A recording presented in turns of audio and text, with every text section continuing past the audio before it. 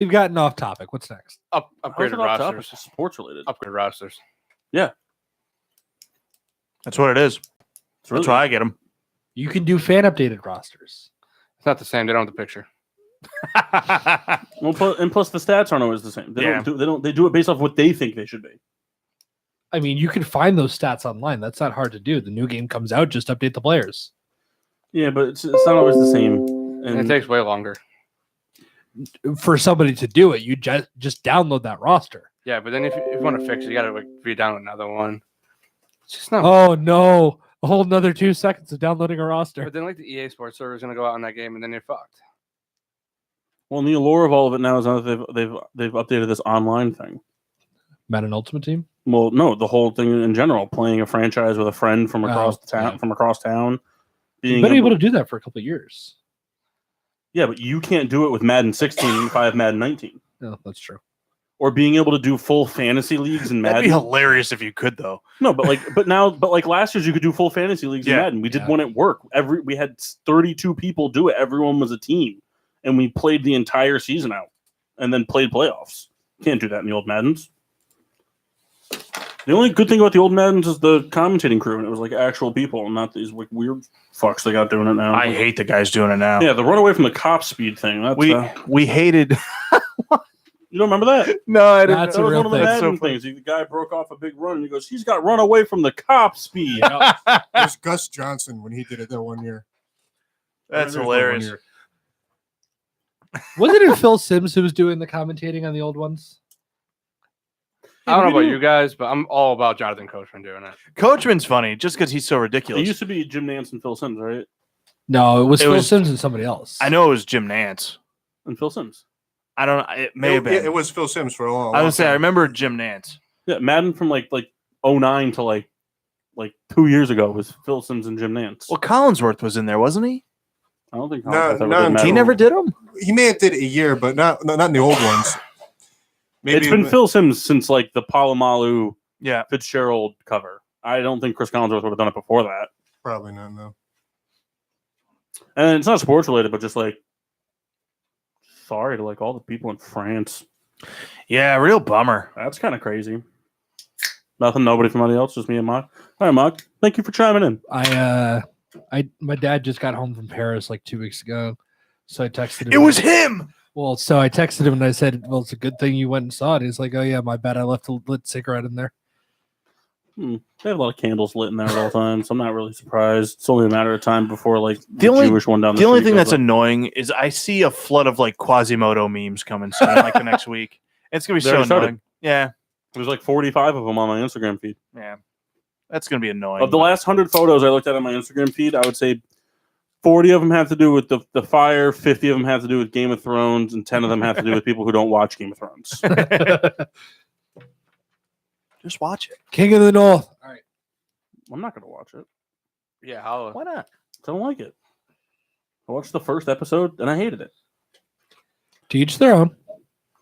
Now we're off topic. And there's a lot of arguments people always try to combat me with. Like, well, it takes a little while to get into it. If I have to watch 8-hour-long episodes to get invested into something, it's not for me.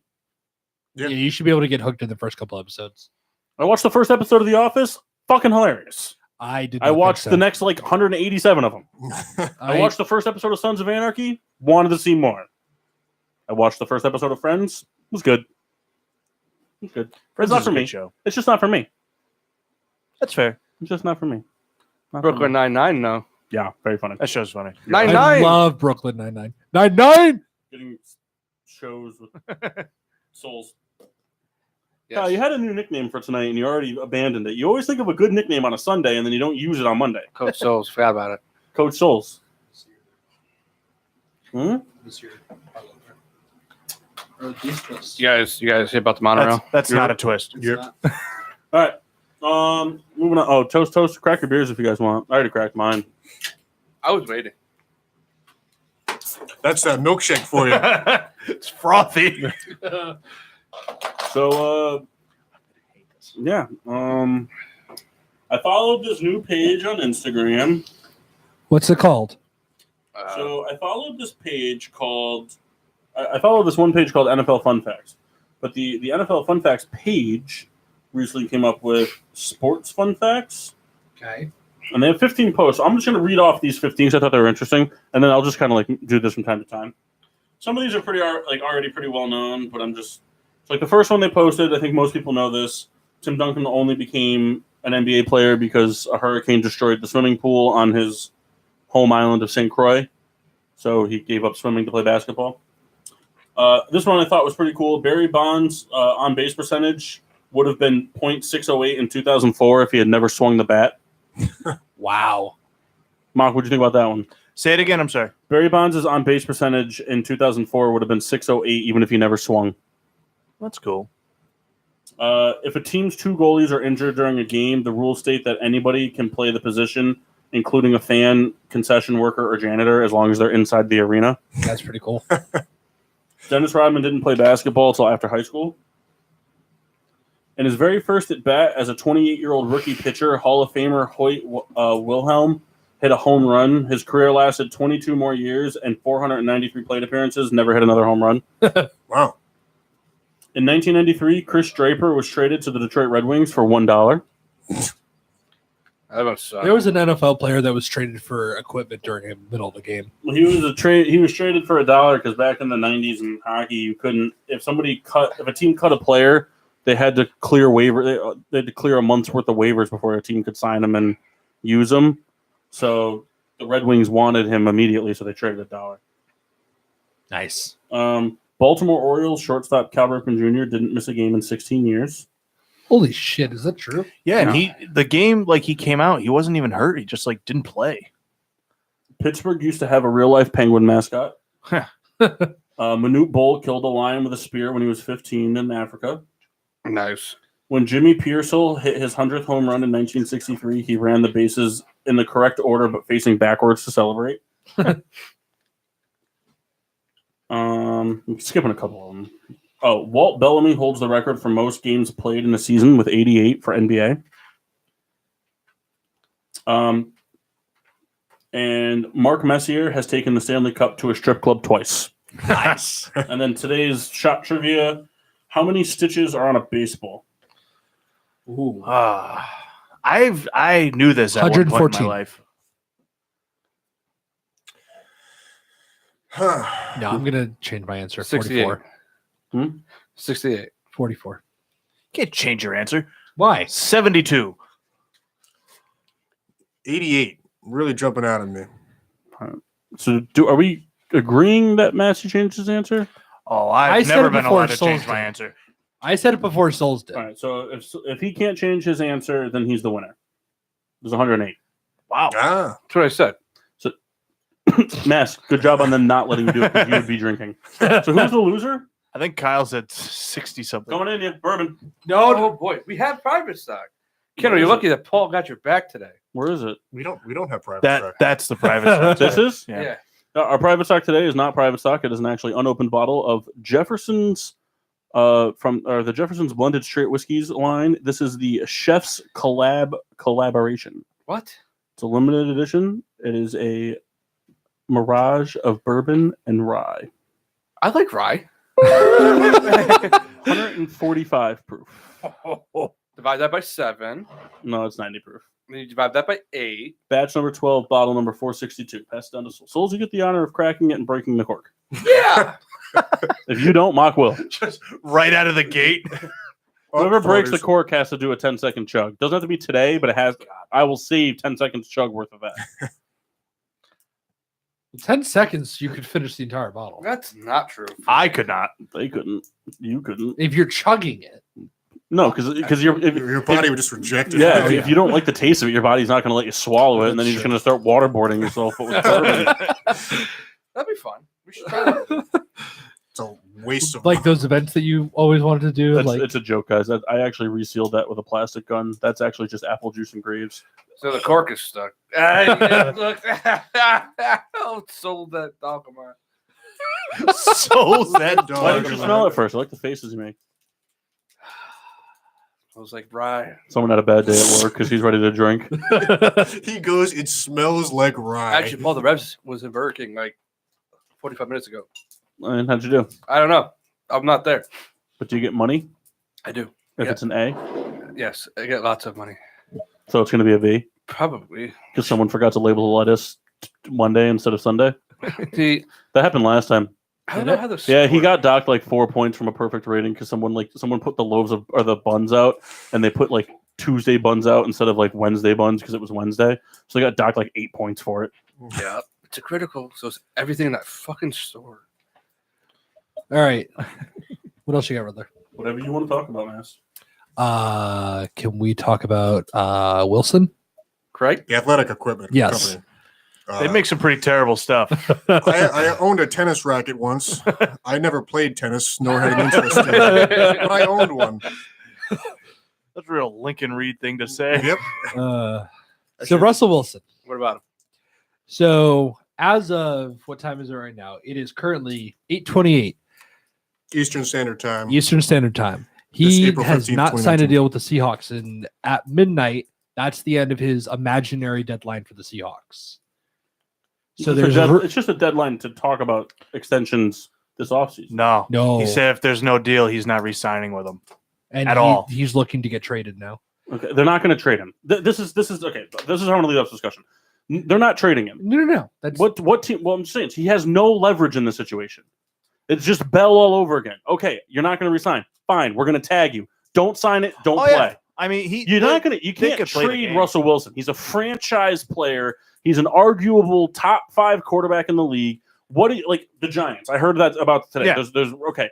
What do the Giants have to give up to get Russell Wilson? nothing. 17. What do They you would mean have to nothing? they'd have to give up 17. No, they'd have to give up both first round Yeah, picks. They'd have to give up 17, 6, 34. And They would have to give up if I'm the Seahawks, I want both first round picks this Yep. year. I want their third round pick this year. I want their first round pick next year. I want their third round pick next year, and I want their third and fourth round pick the year after that. Talking about a franchise quarterback. Franchise quarterback. When's the last time I was going to say we 3 saw firsts a and 2 franchise seconds. quarterback come out of a draft? When was the last sure thing we saw? Last Andrew year- Luck, 2012. 7 years ago. Yeah. We're talking 7 years since we've seen the prodigy that actually panned out to be what's worth it. Yeah. I mean, sure, Mahomes might be that, but you can't say it now. Sure, Trubisky might be able to do that. Maybe Baker does it. Maybe Allen or Darnold, whatever. But It's one of those things. I think it's going to come down to. I don't think they trade him either. No. But it'll come down to if the Seahawks decide they don't want to pay him and start a rebuild type deal. So one of the things that I saw today was that he was trying to do what the rumor was Rodgers was trying to do last year and asking for a percentage of the salary cap. No team is going to do that. No team was given fully guaranteed contracts till Russell Wilson too. well, no, Kirk Cousins got a fully Yeah, guaranteed. But contract. Wilson's last contract with the Seahawks was guaranteed. It wasn't fully guaranteed. Kirk Cousins was the first quarterback to get that. Was the first player to get that. Really? And he's whack, yo. Thanks Well, for Russell It always weighs in. Russell Wilson thinks he has a leg to stand on in the organization because he took a team-friendly deal when his rookie deal was up because he knew that he wasn't the focal point of the team at that point in time. He wasn't going to be the guy that got all the money on the team at that point in time. Not with Wagner and Chancellor and Thomas and Sherman. There was a Legion of Boom in its prime. Yep. That team won games in a Super Bowl because of defense. But the thing that I find interesting about the Seahawks is they're going to pay him that much money, and they're not going to cater their offense to him. Schottenheimer's offense, I'm sorry, is not a offense that's built for Russell Wilson. You saw it happen in like 5 games last year where he called a timeout because he's like, that play is whack, yo, to quote Souls. Someone gets it.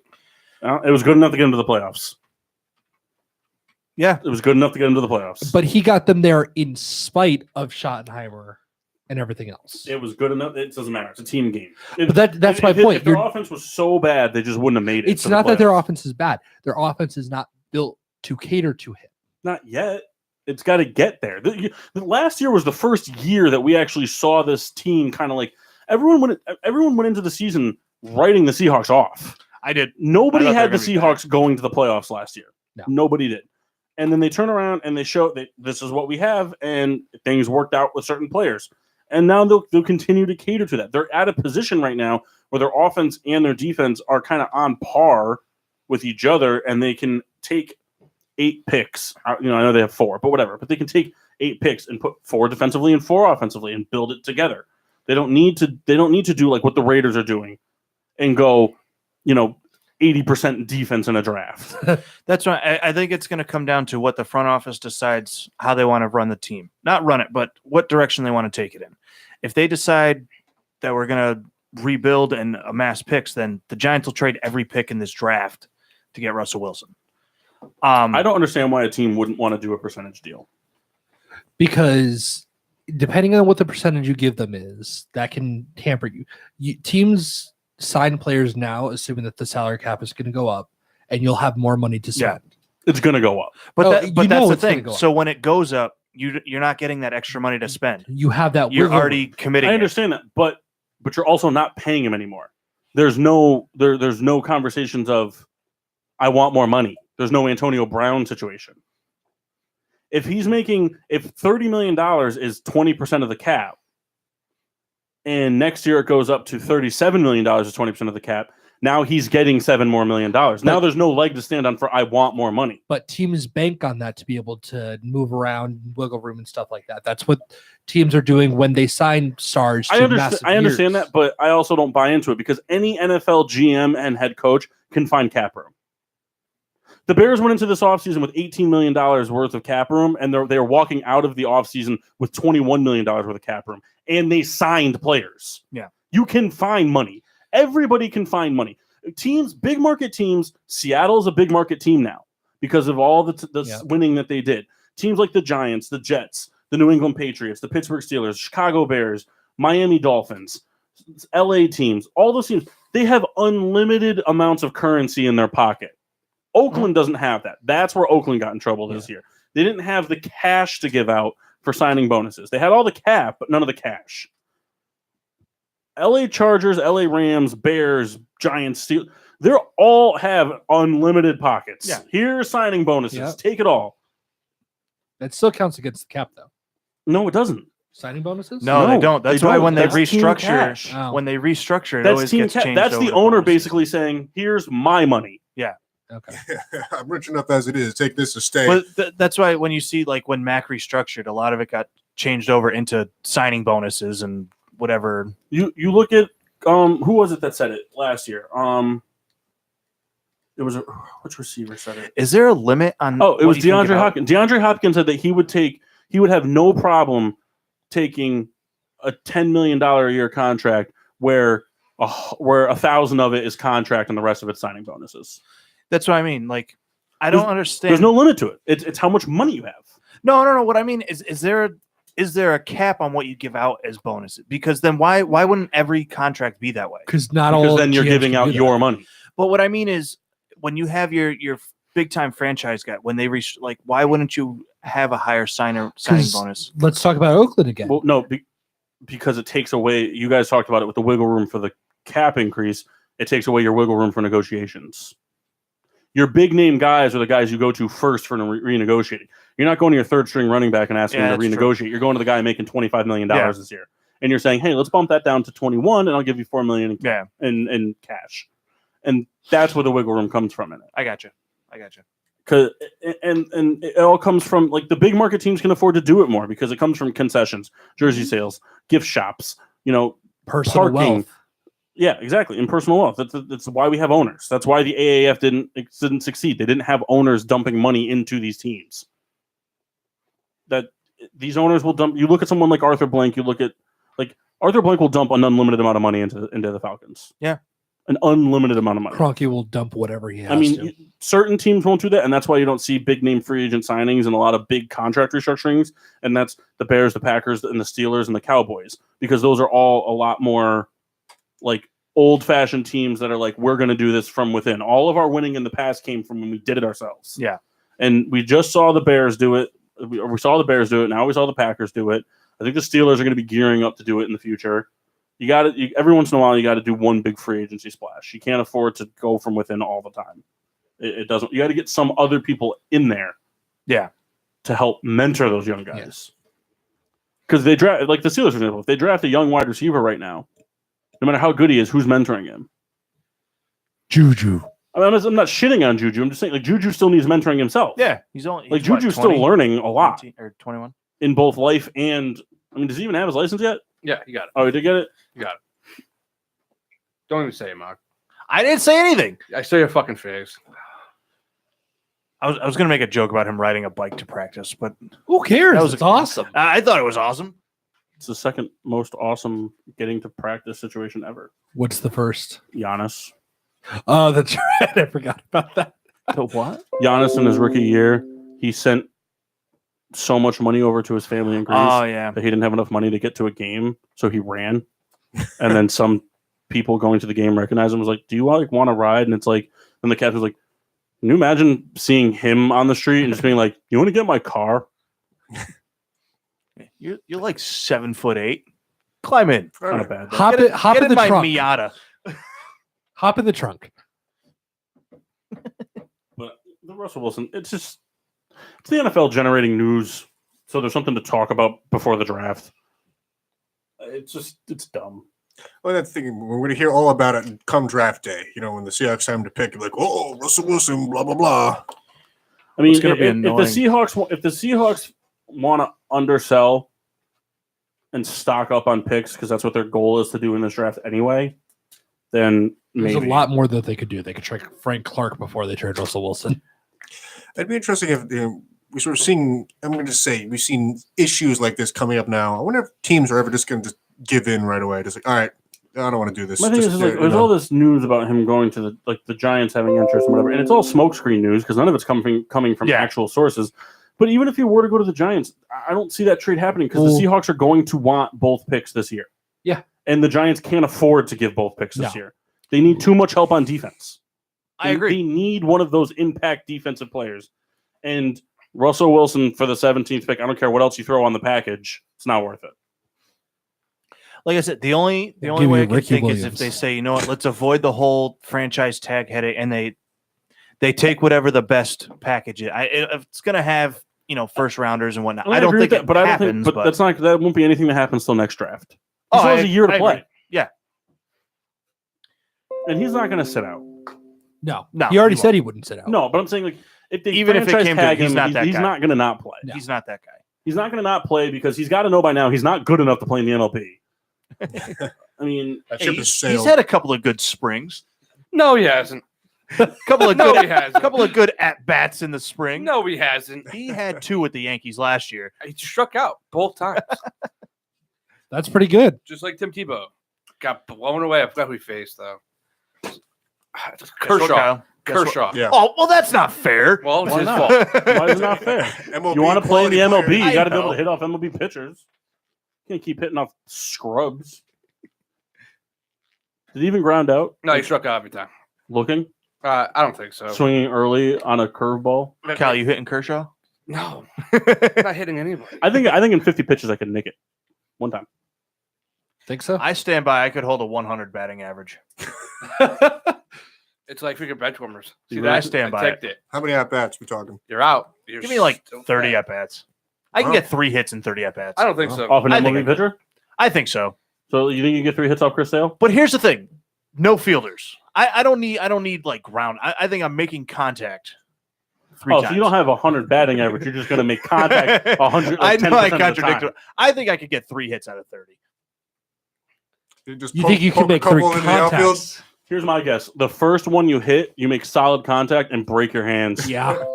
Well, I mean, I've hit 90-mile-an-hour pitches and stuff before. How Well, bad that's- your that's- hands hurt? It doesn't if you hit it off the barrel. I mean, if he jams you, it's gonna In, hurt. in the handle, it's gonna hurt. Oh, yeah. Off the end, gonna hurt.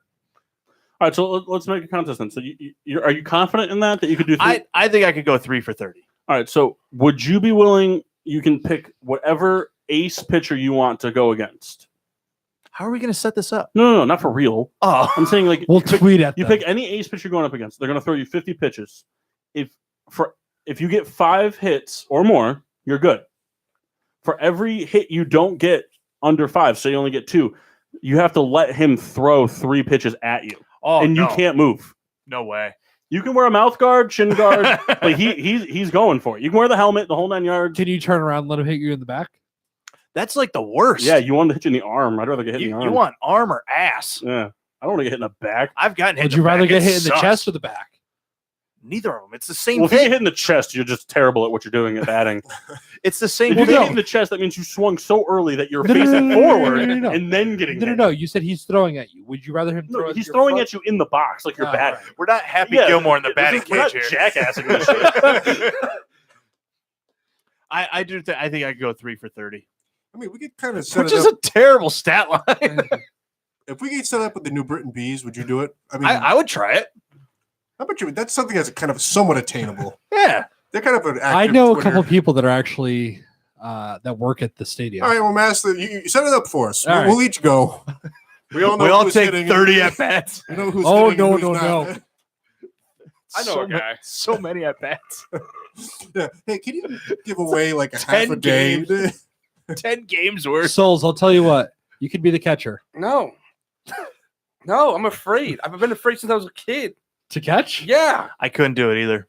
I played catcher when I played Little League. Anytime always- somebody swings a bat, dude, I flinch like right. I'm like, I always Oh, It's- try. so it's not the ball coming at you, it's the bat? It's yeah, the bat. it's bad. I can catch a bull bat. I'm wearing the face mask. I'm still afraid of getting hit in the face with a foul ball. Can't do it. Like, I tried. I was good at all the drills. I had a good like pop time. Couldn't do it. As soon as there was a batter in there, nope. Well, you know what's funny is, I mean, catching in softball, I never really noticed the bat, so that means it's going to be Well, it's very different. dangerous for me. Very different. Well, I understand that the bat speed is different, but No, the pitch speed's different. Kyle, we're talking one and the same here. So How's Kendall, that? How's that beer? It's I'll fantastic. save it for the review. All right. So Kendall, I'm telling you what, you can catch. All right. You get a glove as big as my laptop screen. Oh my god! Seems kind of cumbersome, actually. Hey, here's a 22-inch glove. Just You- tape it to You your get this. stomach. You get this glove. You have to sacrifice one piece of safety equipment for it. Yeah, Cup. left shin. Left shin is not protective. I'll go barefoot. There you go. What would happen if that hit your foot? It break. I don't think your cleat is offering much protection, Right. It's offering more protection than a bare foot. but not really. Actually, can I alter it? I'll wear like a plastic bag Where? on my feet, like sandwich bags. Because you're never barefoot. Right, I couldn't do that, but sandwich bags are fine. Or like a gallon bag, Ziploc. I'm No. just taking the pitches. Not even gonna bother trying to swing the bat. What's the point? Does bunting? Hey, I count? tell you what, Paul. Last time you did that, you got 4 walks and 2 ribbies. So there's a method to the madness. And if they hit me, it's a walk, so I win. Winning. Depends where you get hit. Because I mean, like if you get hit like in your knuckles, that's not gonna feel good. No, but it's still a walk. If you're a team player, a walk's a walk. Right, Fuck, Souls? that, man. Fuck getting hit on the hands. Oh yeah. I'll take it right in the dick. No cup. Down for the count. I'll crawl. That's the happened to Gary Sanchez a few times. He's had a few foul tips catch him right in the beanbag. But he's wearing a cup. I don't know if he is. I don't know if it matters. Some catchers don't, which is Need that, unbelievable. That flexibility in the crotch region. Oh my god, I can't even. That would be the most terrifying thing for me. Yeah, I couldn't do it. Why not? That could kill you. Those rupture. Yeah. I don't know. Kendall doesn't even want to think about it. Let's move on. All right, what else we got? So NHL playoffs are underway. Yep. First round is Penguins are ass. yeah. So as of right now, we got the Bruins and the Leafs playing Game 3. Leafs are up 3-2 at the end of the second. Series is tied one a pop. Washington and the Canes are playing Game 3. Washington's two up on the Hurricanes, but they got a 3-0 lead. And then we got later tonight, Predators Stars. That's tied to the game apiece. Flames Avalanche. That's tied to the game apiece. And then, the Islanders and the Blue Jackets both have 3-0 leads on the Penguins and the Lightning. Shockers thus far. St. Louis has a 2-1 lead on the Jets. And Golden Knights have a 2-1 lead on the Sharks. Yep. So the whole Western Conference, or the whole fucking Sunday schedule is backwards. So the teams we thought were going to do very good in the playoffs. Well, no, I never once thought that the Penguins were going to do very good in the playoffs. I just thought they could beat the Islanders. You thought that the Lightning and Sharks would be pretty good, though, yeah? I mean, Yeah. You think the Sharks are good? Yeah. That did kind of hit the ear, kind of funny. anyway, We're a little bit of Canadian here, yeah. I mean, I thought the Lightning would at least make it 2 rounds. I don't think they were going to the Stanley Cup. I think the window's closed. To be fair, I do. Okay. Kyle, you sad about the Gwins, man? Not really. You don't care about hockey. No, I kind of thought it was going to happen. I'm sure you did. He cared that one time when we were in Pittsburgh, during the time of the finals. Yeah, I was a big Sid Crosby fan then. Oh, for the Pirates game? We watched it on TV. Yep. And then we ended up watching Roadhouse after. Yep. Good movie. It's all right. I like that movie a lot. Hotel Cable for the win. Down to the no. What? I was singing a song. Yeah? Sorry, What, yeah. yeah? Sorry, yeah. Oh, So, I don't know, it's just interesting. I mean, there's not really a lot of analysis to provide at this moment in time other than 2 key suspensions, one for the Maple Leafs and one for the Lightning. Yeah, I can't believe Kadri got suspended. Is it Kadri? Did I say his name right? Which team are we talking about? Leafs. What do you mean you can't believe he got suspended? This is like his 9th time committing this he should have been suspended like 8 games. Oh. He's gone for at least the first round. Yes, they already announced that. He probably will be gone longer. Kucherov should have been suspended way more than a game. He hit a guy from behind. He led with his shoulder into the guy's head who was defenseless and put his head into the boards. Yikes. That's not good. That's like, it's basically like going up to the court. It's like being a defensive end and going up to the quarterback, hitting him with a decongester, then putting him in a sleeper hold, and then hitting him with a snapmare suplex, and then going like, it's a sack. Like, what do you want? It's just a sack. Could you imagine a decongester in the NFL? Through the helmet.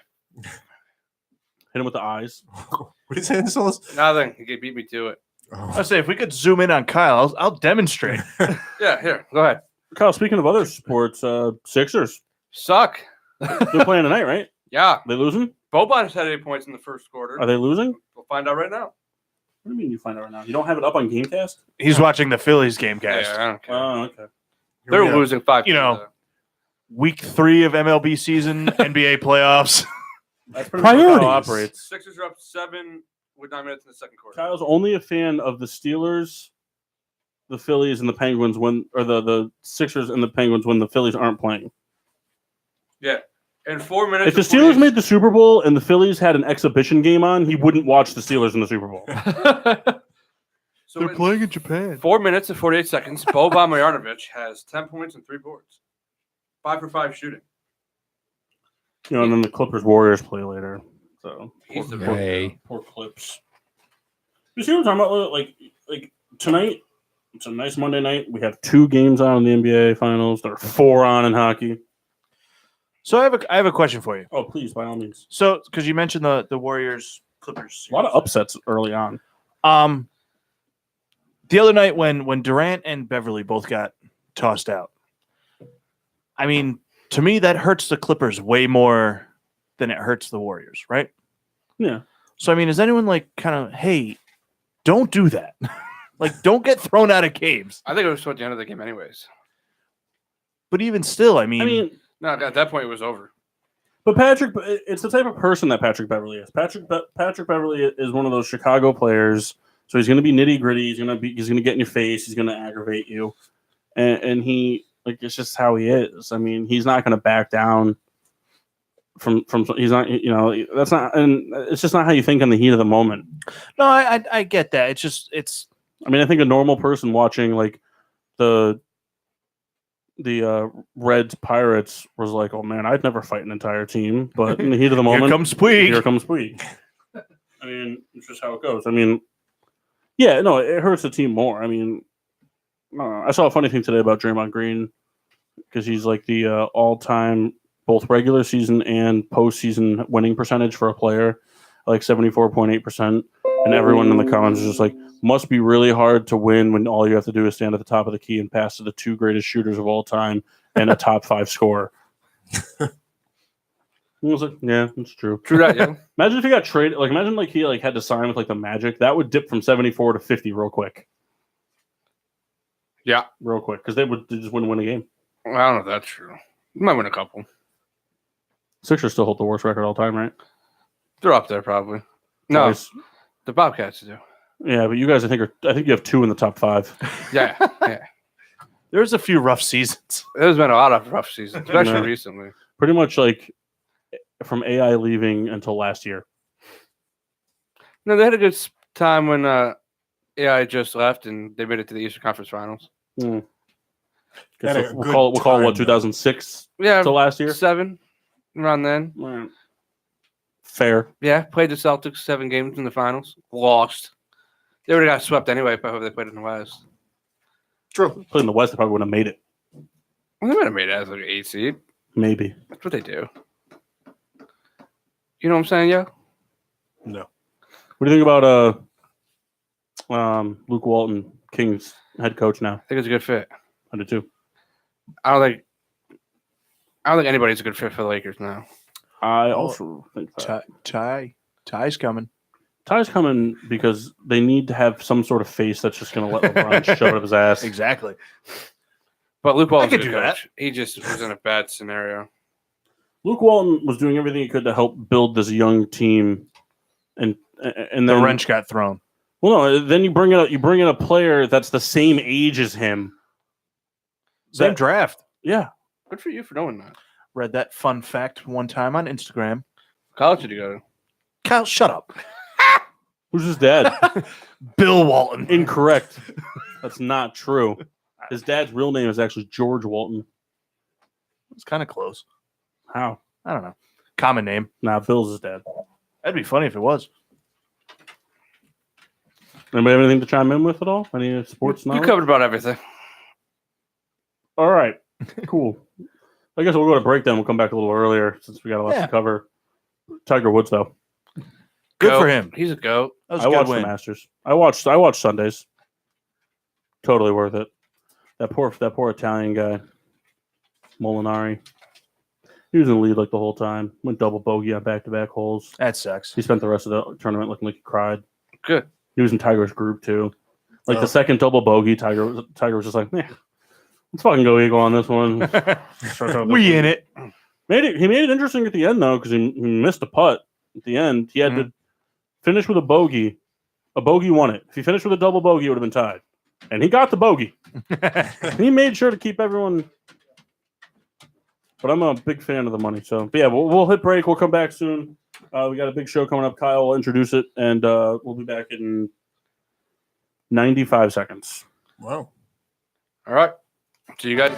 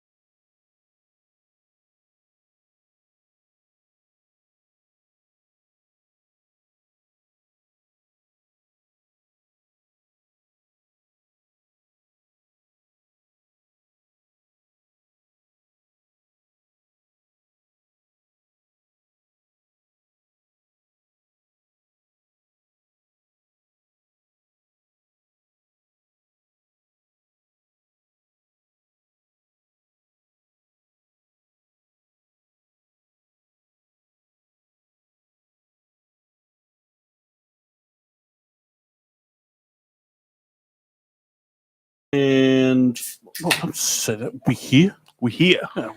Yeah. Like, what are you gonna do, Souls? Yarp. Yarp. What the hell is Yarp? That's a Hot Fuzz reference. He's never seen Hot Fuzz. Yarp.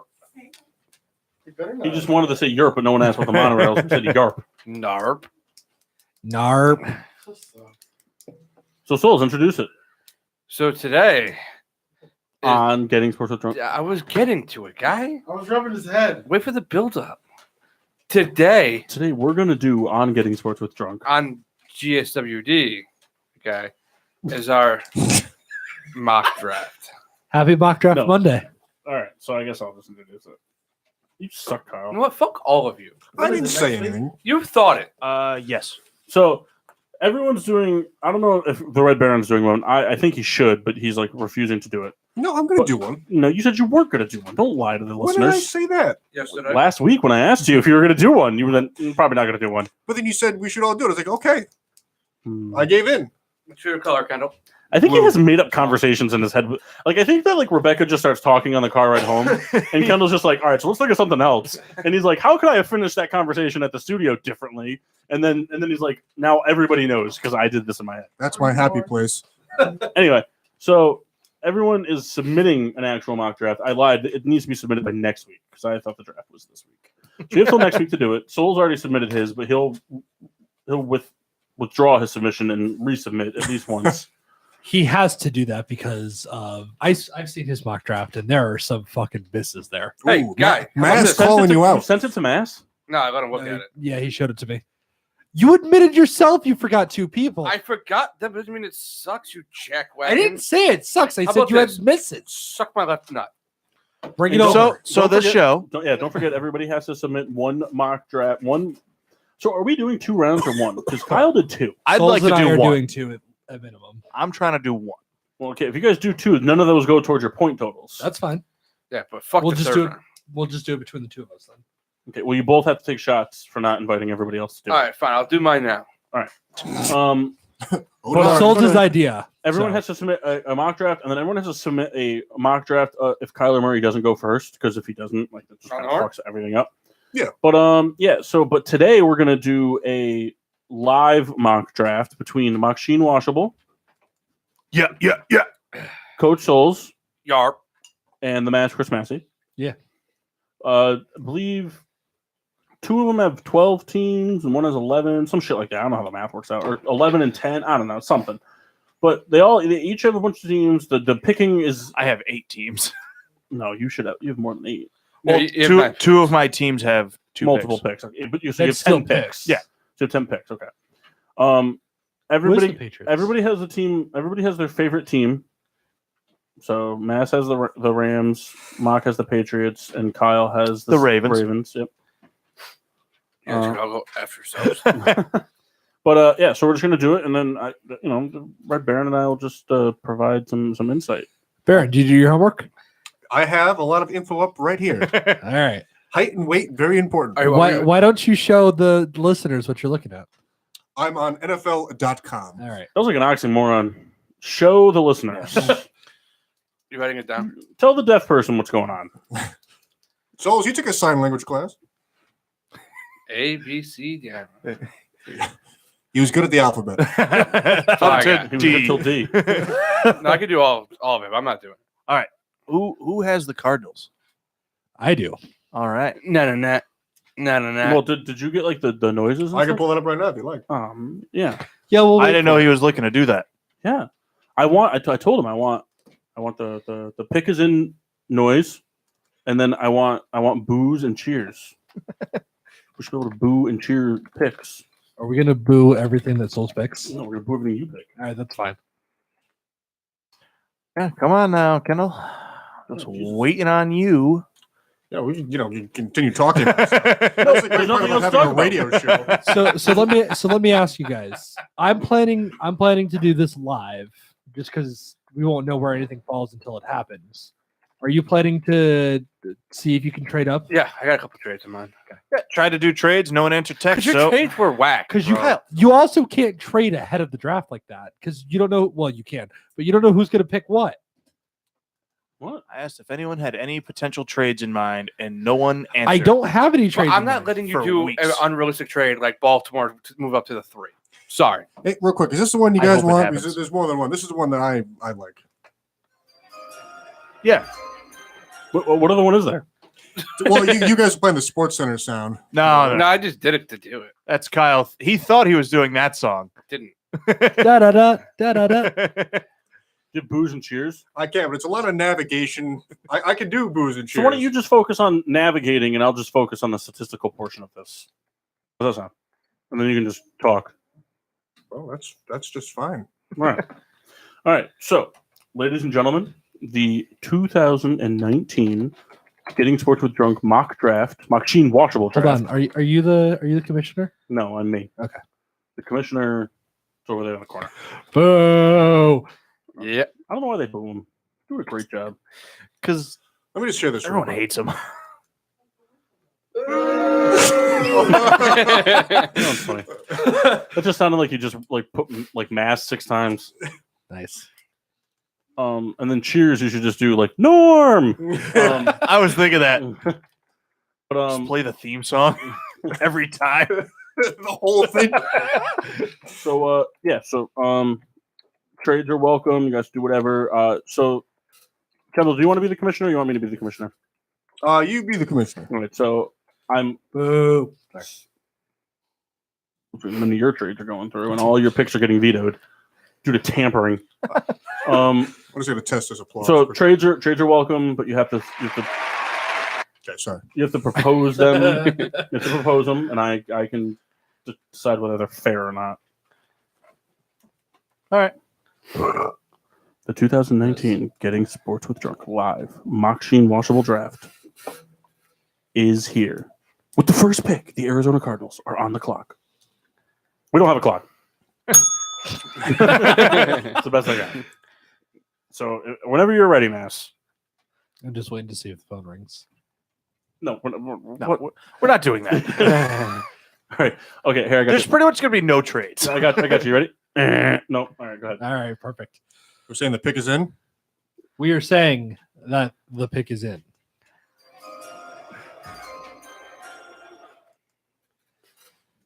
With the number 1 pick in the 2019 Getting Sports with Drunk Machine Washable Draft, We're not saying that every time. the Arizona Cardinals select Kyler Murray. Boo. I hate it. All right. It's crazy here at Radio City Music Hall. We need Boomer. I mean, pretty predictable. What do you think, Reed? Yeah, I mean, it's like a mail this one in pick. You know, So, according to NFL, he has a 6.25 prospect grade. That's really low. No stats for any combine drills. Hey, he didn't do anything. Yeah, he just showed up and measured his hands. That was pretty much all he did. But Well, I think he got his height measured. He did. no, he got his height measured at his pro day. Oh, that's He didn't right. measure- He didn't do it at the combine? No. He didn't measure his weight either. No, he measured his weight, but for what? But I mean, he just seems to be very poised. He has, he has. Are you kidding me right now? Facebook. He's very clutch. He has the ability to elevate his play. He's great at the RPO, the direction that the NFL is running. He's got equal running and passing abilities, but no, not really a lot of experience as a full-time starter. And he just, I don't know, he doesn't really have like the stats to back up the number 1 overall pick. He doesn't have the it factor. Well, no, it's not that. It's an it factor, but he's also just like, you're banking on him being Russell Wilson. That's really what this is coming down to be. Yeah. You're banking on Kyler Murray being Russell Wilson, and can he do it? The hand size was a big thing. He measured at having over 9-inch hands, but let's see what that makes a big difference, especially Arizona playing in a dome. Going to play a lot of games in a dome. So, but what do you think? Also, too, someone who could be at risk of injury. Now, I only say that because someone who's not like a super built player, kind of like we talked about that hybrid, run all around. But Yeah. the NFL, a lot of big guys that move pretty quick too, and they hit hard. And that's also a team with a pretty terrible offensive line. Yeah. Yeah. It's true. All right. I don't have the draft order in front of me, so Number 2 in San Francisco. San Fran. that was weird. I didn't like that. You're talking about Mike. I heard that's like weird. Number 2 is San Francisco. While eating. I don't know who has San Francisco, but if you're ready, Yeah, the pick is in. all right. We're pretty organized. With the second pick in the 2019 GSWD draft, the San Francisco 49ers select defensive end Nick Bosa out of Ohio State University.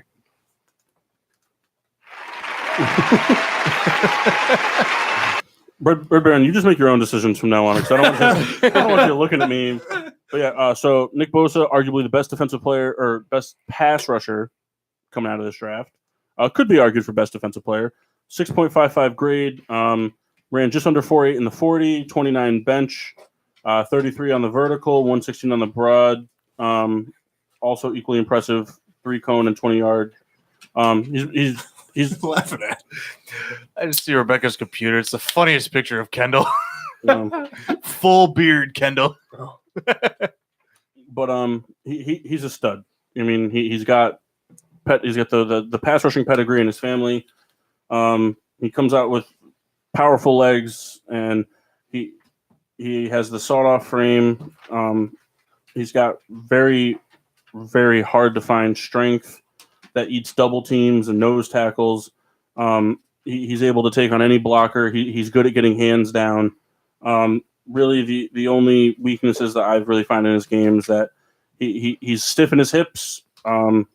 He's not as fluid in his entire pass rushing motion as his brother Joey is, and his counter skills in the run game aren't where they should be. But I mean, he's a stud in the making. We just got to see if he holds out like Joey. But Red Baron? I have a question. I don't know. I understand what the detrimental a core muscle injury is, but what really did that entail for him? Was it just bruising of ribs, or I don't really remember anything, about his time in school. I never really heard about him being like. Well, the thing is, he got hurt game 2 of this year, and he had the opportunity to come back, but he chose not to. Because he's kind of a self-preservation type. I'm getting picked number 1 or number 2 overall. Why am I bothering? And I guess in a position like that, there's not really going to be that type of rust, I guess. So an excellent pick, I feel, and I think that's someone who's going to make an immediate impact if he stays healthy. If he says, well, that, we say that, and I'm notorious for saying that type of stuff too, but that goes for anybody anything. can get hurt, Yeah. but he's been kind of prone to it. It is a fair assessment. All right. The New York Jets are on the clock. Pick is in. You guys are way too quick. We're not going to be able to do trades like that. Oh, there's a lot of booze in this sound. The Jets with the number 3 pick select edge rusher Josh Allen from Kentucky. Right.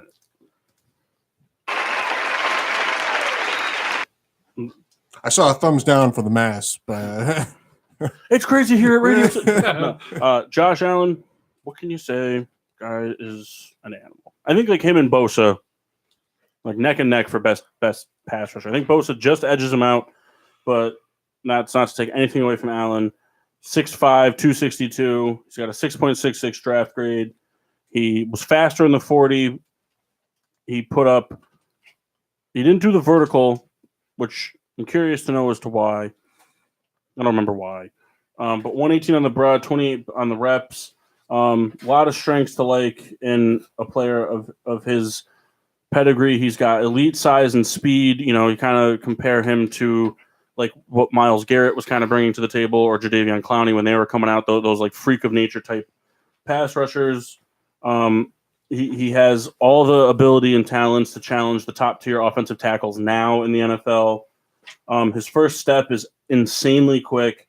He has long lateral slide motions across the offensive line to get in and out of blocks. He has insane accuracy at fighting hands, and he keeps his speed at top gear when making cuts and turns to get around offensive linemen. The guy is an absolute nightmare for offensive linemen, both seasoned and rookie. The only thing he needs to do a little bit better, he's not good at chipping and imposing a threat on tight ends at the point of attack. He is really good at fighting off hands from offensive linemen, but he doesn't use his own hands that well. And his length, it's kind of like he's reserved. Like he's got extraordinary length and extraordinary skill, but it's not always there. Yeah. The length doesn't show up the way it should be. And also when he rushes inside, he tends to kind of freelance and kind of go off script in the play, which usually if you do that, especially at the NFL level, it's going to end up getting you caught and you're going to end up not making a play and you're going to look like a buffoon out there. Red Baron? Reiterating off the Riddler, very fast, very quick. One thing I'm reading that's pretty interesting, he decided to stay and play his senior year, and many people say that has really actually boosted him to the moment he's now. Like, he would have been drafted either way, we think, but now playing that extra year, he posted 17 sacks. I think it really elevated him to what foreseeably could be like a top 3 pick. So he's ready to go. All right. The Oakland Raiders are on the clock. Anything? Are we Raiders? Yes. Is the pick in? No, it is not. Oh, We are still deciding. We expected somebody else to go last pick. I see. Well, Now I'm not drafted. So as predicted until the picks in, as predicted so far, we've seen Kyler Murray, Nick Bosa, and Josh Allen. I'm not entirely sure what the Raiders kind of thought was going to happen here, but they're on the clock. It's about to run out, and I don't think we really want to see the Tampa Bay Buccaneers jump up. So I need to know if the pick is in. The pick is in, I guess. I like Matt doing this like poker nod over here, like hit me. The 4th pick, the Oakland Raiders select Quinnen Williams, defensive tackle, Alabama.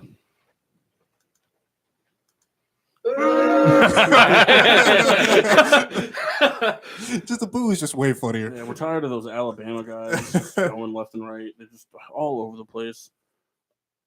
Do you have anything to add to Quinnen Williams? Mel Kiper? I do not really. Kiper? He Yeah. looks like Mel Kiper. You Jeff tell me he looks like doesn't. Mel Kiper. Souls, do you understand who I was debating between? Yeah. I'm glad you didn't go with the other one. So Quinnen Williams, defensive tackle, arguably, in my opinion, arguably the best defensive player in this draft. But because he plays inside on the line versus the outside edge rusher, you don't get as much hoopla. Yeah. I know that the Aaron Donalds of the world, which is just him, but I'm saying, he's a freak of nature, Donald, and Williams has that potential. But name me another defensive tackle that does what Aaron Donald does versus all the edge rushers that get sacks. But he's 6'3", he's 303. He got a 6.7 grade. He ran a 4.8 in the 40-yard dash, very impressive for a defensive lineman. He also got 30 on the vertical and 112 on the broad. One thing I'd be curious to see is what he could do on a bench press. He elected not to do that at the combine. But just like the guys before, just like a lot of guys come after him, a lot of strengths, not as many weaknesses. But he's a low man winner. He's gonna out battle you in the leverage category every time. He sets up quick on blockers and he has insane hand accuracy. He can adjust very quickly within blocking schemes. He's able to brace very well against impact blockers. He's got great strength and body control as a two-gapper, and he just diagnoses well into the play. Has a very high IQ, and he's going to fit in real well and be able to diagnose what plays should be happening, whether it's coming from the coordinator or the quarterback of the defense. But he's just very efficient, and he's always got his knees bent and pads low down to the ground, and he's ready to light it up. Just a few weaknesses. His physical traits don't stand out as much as they should from somebody in that position. He's a little short for somebody to be playing in that position. He's a little undersized for somebody to be playing with that position. He could afford, with that being said, he could afford to put some more weight on. You're going to be going up against bigger blockers, better blockers. You're going to be going up against harder hitting running backs. Being a defensive tackle, your job is to close down those gaps and make sure that nothing's getting through. Adding a few pounds is going to help with that. He doesn't have a very thick chest or broadness of shoulders, which again kind of results into that being able to close out the gap. He's going to be quick to get to the gap. He's going to be able to read the gaps, but is he going to be able to stop people in the gap? That's the question. His size is going to be a real issue moving forward, at least on tape. And he's just not long. He's not a long defensive tackle, so he's not going to have an easy time controlling guards that aren't shoulder pad to shoulder pad in front of him. I also think he might struggle a little bit his first year, or we have a lot. So, are you shitting on your own pick right now? Is that what's happening? Boo. Analysis teams. You can't shit on your own pick. This isn't the Rams. This is what he does to his own team. These are my teams right now. Yeah, you can't shit on your own team. It doesn't work that way. I'm going to pick this guy. Let me tell you what I hate about him. First of all, guy ordered a souffle when we took him out to dinner. Real piece of shit. Waited 40 minutes for it. Yeah. The Tampa Bay Bucks are on the clock. The pick is in. Oh. With the 5th pick in the 2019 NFL Draft, the Tampa Bay Buccaneers select linebacker Devin White out of LSU. Is that who you're comfortable with? I think I'm just going to boo the mask. That's the way to do it. All right, so Devin White, the first linebacker taken. It's crazy here. Read it. Steelers trade up for a linebacker. Kyle's thinking about it. Shout out to Dave Sanderson too, tuning in. 6 foot 237, had a low grade at the prospect, or low prospect grade at 6.24. He did run a 4.42 on the 40-yard, 22 on the bench, just under 40 on his vertical, 118 on his broad. He put up good combine numbers. He is a little undersized, but he's got shorter legs but a long torso. Gives him a very big advantage on the center of gravity, which is very important for a linebacker, somebody who's going to be cutting a lot, whether it's coverage or blitzing, blocking or shedding blockers. It's all going to be a great thing. He's very unorthodox in his style of play. He's not like a prototype of any one player we've seen in the NFL, but he makes impactful plays and he finds a way to get to the football all the time. He has an insane appetite for learning. He's in the film room and the weight room all the time. At LSU, he's an absolute hungry individual, ready to be the best he can be. He's amazing at shooting the gaps, and his agility to go from gap to gap is insane. Just a few weaknesses on him. His natural instincts are average. He's very good by the play. He's very good at diagnosing the play and what needs to be done. But if it goes off script, it's not necessarily going to go smoothly for him, at least in the beginning. He's also fooled a little bit easier for a top 5 pick in misdirections and fakes. And he just he needs to work on his footwork. It's a big thing for me. He's got a lot of false steps in his initial movements, whether it's shooting the gap or dropping back into coverage. And NFL coaches and coordinators are going to pick those things out instantaneously. But he's going to be an absolute unit for a Tampa Bay team that needs everything on defense. This could be the guy to build around for the future. And I think it was a good pick. Thank you. You're welcome. I think it was a good pick. That's all I got to say. The New York Giants are on the clock. I'm calling the Giants. Uh-oh. Yes. I am the Miami Dolphins. Prove it. I'm offering a swap of 13-6, a second round this year, second round next year, and a 5th rounder next year. No. Okay. All right. It was a fair trade, though. It was a fair trade, but the guy I'm picking, I think the Giants will want him. So the pick is in? Pick is in. Here comes Drew Lock. The Giants select edge rusher Montez Sweat. Mm. Nope. All Celeste, right. do you agree? Better than Rashawn Gary. All right. Well, Montez Sweat. All right. Edge rusher, something the Giants need. 6'6", 260. Had a 6.3 for a grade. Ran a 4.4 at the 40. 21 on the bench. 36 vertical. Had a very impressive 125 on the broad jump. Would have liked to seen better from him out of his shuttle, but not too shabby. He's going to continue growing. That's a big thing for him. He's still in the middle of a growth spurt for him. He's got a humongous power for his frame and body makeup. He's got a hidden strength in his upper body, despite what his frame might do right now.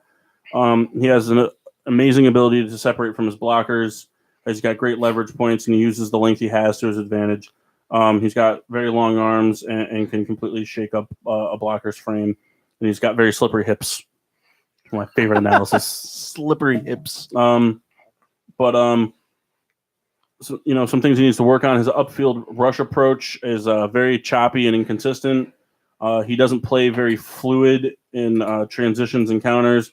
He needs to really improve on his handwork. It's not fast enough. It's not violent enough. You have to be able to really fist fight these blockers out of the way, especially if you're trying to get to the quarterback. And he just doesn't have enough power and muscle strength in his lower half. He needs to really work on his legs to get that explosiveness really working in his favor. He's going to be one of those people that he's going to beat guards with the handwork, but if he can keep the handwork going and improve his explosiveness, this guy has the ability to be a 15 sack a season guy. I'm gonna say a game. Yeah, until he tears his ACL Bring and it on. gets traded to the Patriots. Ugh. Red Kuiper? Definitely has to get stronger. Red Kuiper, I like it a lot. Sounds like a fish. A guy definitely has to get stronger. Something interesting here. Started off his career in college actually as a tight end. And we've actually seen a lot of players that start off offensively that transition to a defensive player, especially line or linebacker, tend to make a splash early, but not always have the lasting impact. So we'll have to see moving forward, if he does, kind of grow into his size and position, if he will really shape up or if he's just a flash in the pan in college. The Jacksonville Jaguars are on the clock. All right. Is the pick in? The pick is in. This is me one of those guys who's like, he's not going to say the pick is in. He's just going to start rattling things off. Oh, phone call from the commissioner. Bring. We'll give you more if you go to London. No. You don't have choice. No. With the 7th overall pick in the 2019 getting Just say the name. the Jaguars select TJ Hawkinson, tight end, Iowa.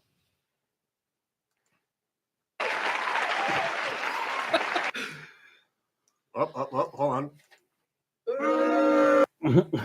The first of the Iowa tight ends taken. The first of the Iowa tight ends taken. What do you have to say about that, Mel Red? Well, what I have to say first, as a bias, what a great name. It's a shame that he didn't go to Seattle. Coming out of the draft somewhat young, in my opinion. I feel as though, somebody could definitely, grow into that position a little bit more. Decent blocker, decent receiver downfield. Jaguars, looking to, build on that running game. So you could definitely add to that. Plays pretty average speed, I would guess what I would say with him. He's not going to blow past anybody. Posted a 4.740 time. So it's just, it's a big guy. He's I don't have his height and weight here. He's a go up and get him guy. 6'5", 251. He did 17 on the bench, so he can get off the line and keep some of the defenders at bay. He's got a 37 on his vertical and a 123 on the broad. He's going to be your vertical threat. That's what he's going to be. He's not going to be. He's going to be the Rob Gronkowski style tight end. He's going to out muscle you for the ball. He's not going to beat you with his speed. He's extremely competitive and athletic. He has amazing out of the gate speed. He might not have a great top speed. His acceleration is through the roof. He's very fluid in his intermediate and deep work. He runs in a leveraged rate, meaning like he's always going to have the upper hand in his route. He has an insanely large catch radius. He's got very crisp inside hands when he has to stay in and block.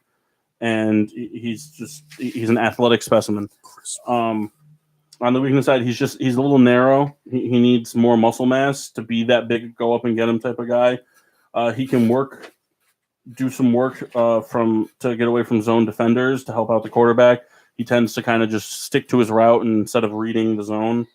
And he also gets very overeager as a run blocker. He goes, instead of letting his assignment come to him, he goes out and charges his assignment, which is going to lead to a lot of missed blocks. And he just needs a little bit more anticipation and adjustment to moving targets. But he like I said, he right now he has the mold and the build and all the ability to go out and be the big, go out and get him Travis Kelce style tight end. But he needs to work on like the unsung hero stuff of the tight end position. The Rob Gronkowski's and Jason Witten's do so well. I think it's a good pick. I think it's a much needed offensive help for the Jaguars, especially all the offseason issues that they've been having with the running back position. They're going to need a playmaker on the offensive side of the ball. I don't disagree. Souls, what did you think? About the pick? Yeah. It was all right. All right.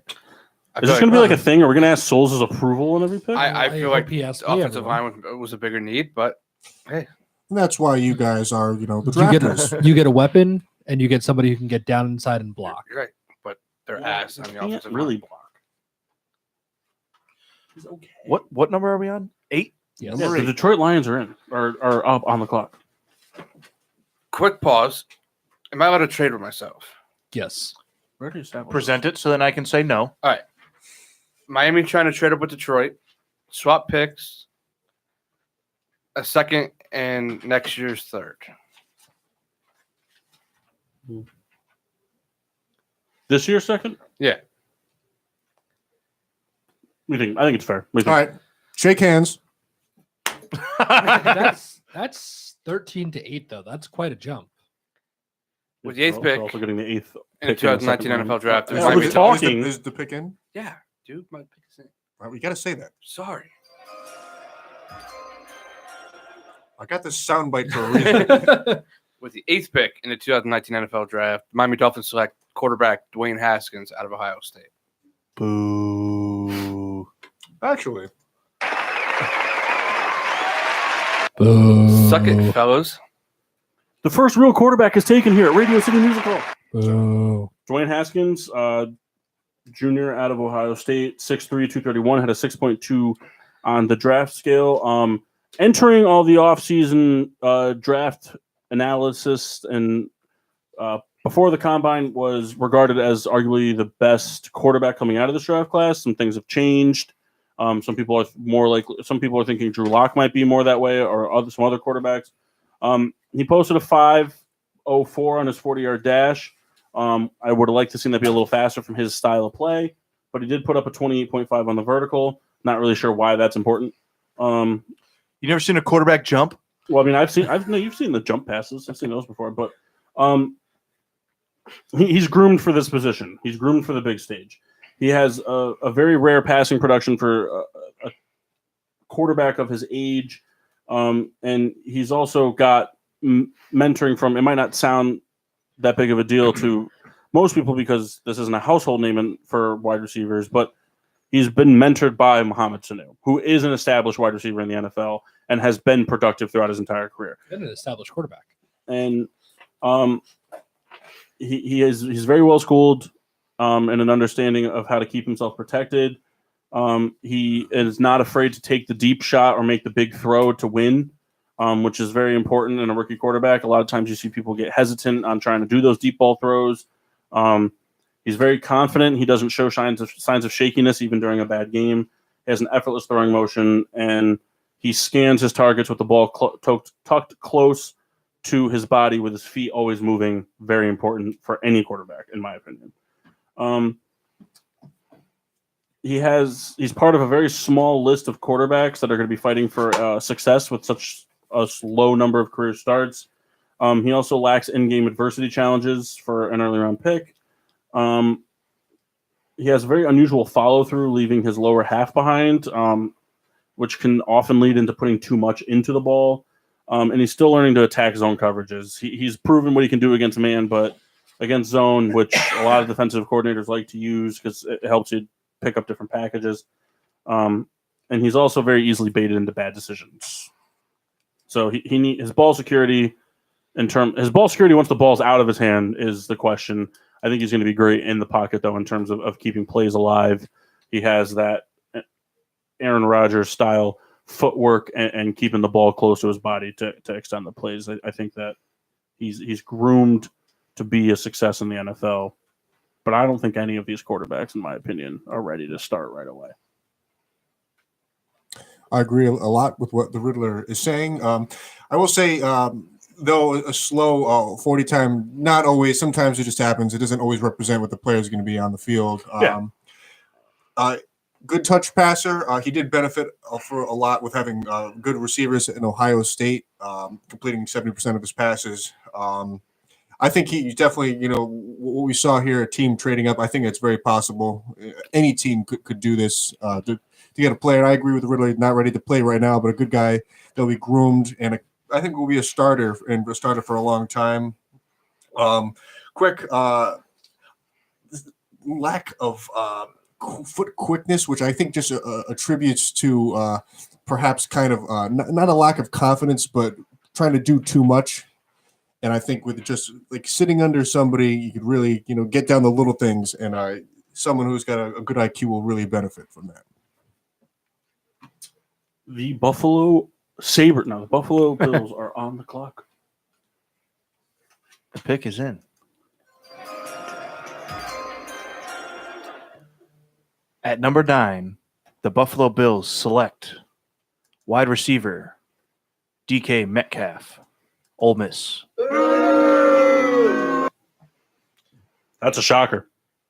I think the Bills jump at him. I know you're a big Metcalf fan, Red Kuiper over there, so big fan.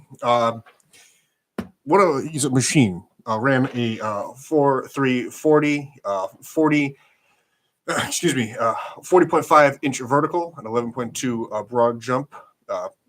27 lifts. He's 6'3", 228 pounds. Just a monster out there. A great asset for any team, looking at a wide receiver. For me, Buffalo has made certain moves at the wide receiver position, that I think it perhaps didn't warrant a receiver at this time. I think just about anything else would have been good for Buffalo. But with that being said, a good guy to add to your roster, and I think is a name that we will be hearing about for a long time. DK Metcalf is very explosive and very physical. He's going to fight for every single ball. He has the ability to come down in single, double, and triple coverage with a ball thrown deep down the field. Things to like about him are his physical nature. He is a decent run blocker down the field, which in Buffalo you're going to have to be able to do because you're not only blocking for McCoy, you're going to be blocking for Allen.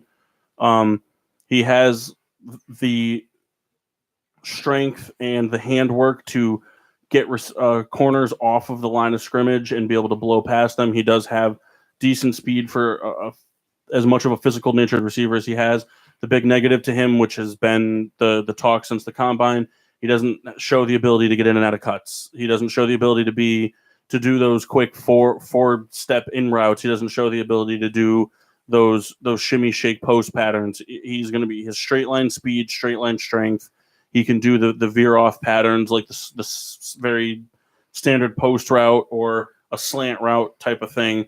But any sort of complicated stick your foot into the ground and cut type of move, he hasn't shown that he has the ability to do that type of thing, which can be a problem for Buffalo because with a young quarterback, you want receivers that create separation. That's my take on it. The Denver Broncos are on the clock. The pick is in. With the 10th pick in the 2019 NFL Draft, the Denver Broncos select offensive lineman Jawan Taylor out of the University of Florida.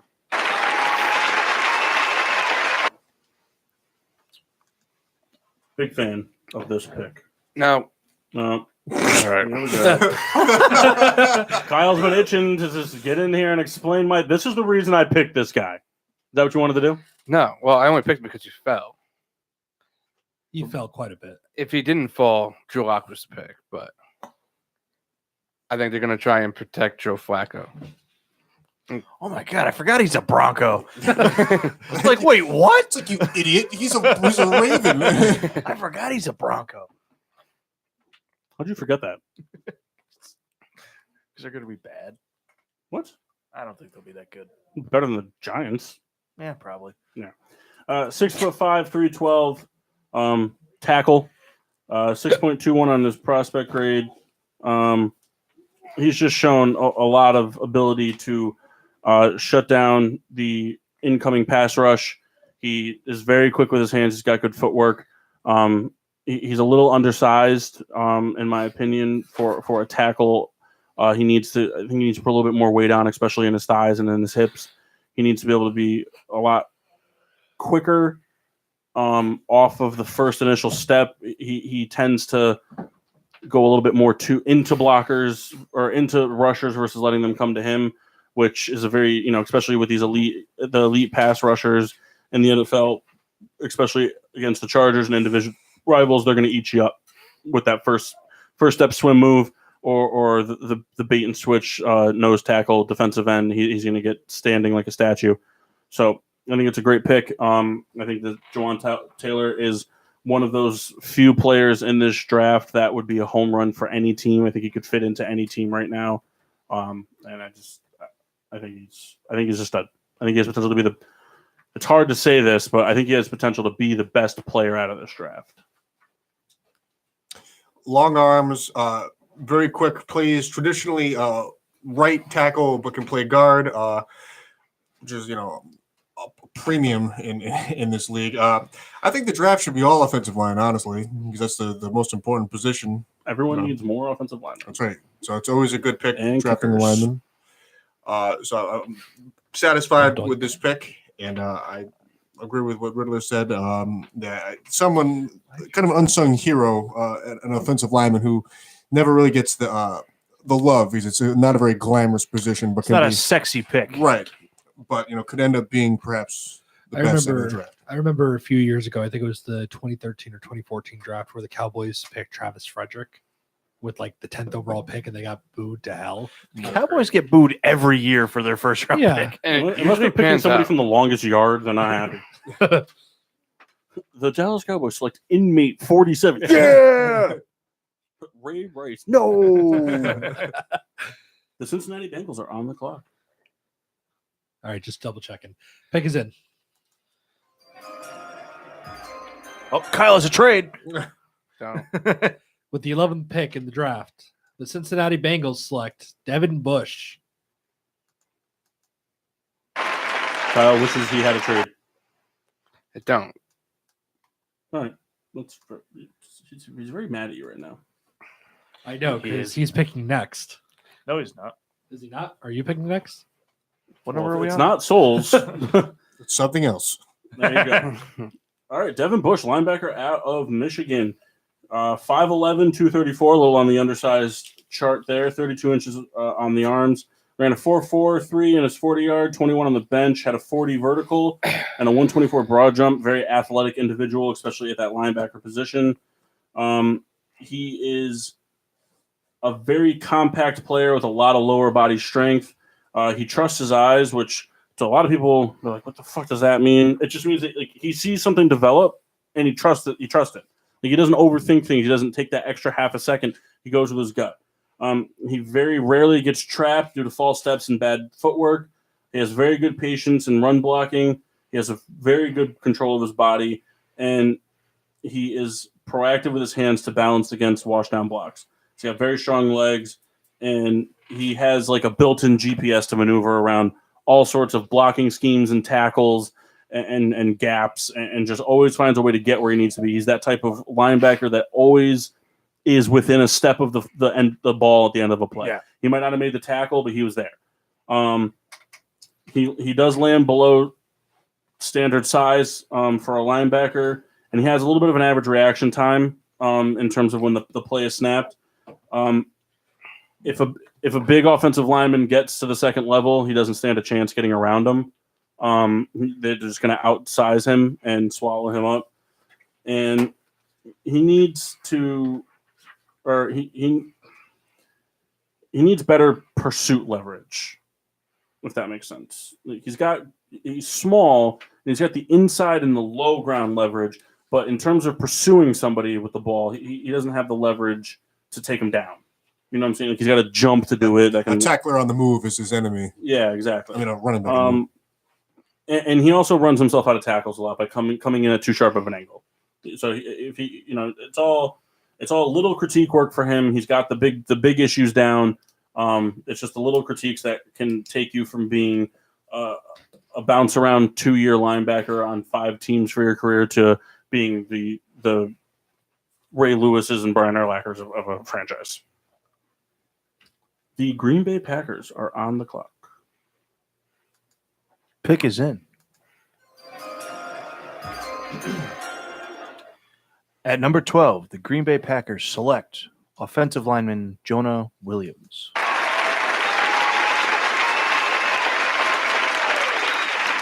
Jonah been play a long time. Sorry, you really liked it. Alabama. Yes. The Packers, they're one of those teams. They need offensive linemen. They can't block for Rodgers, and when Rodgers goes down, that team gets ugly quick. They need people to step in and absorb these pass rushers, and he's a big boy that can do that. He's 6'4", 302. He's got just under 34-inch arms, and he's got big almost 10.25-inch hands. Had a 6.23 grade.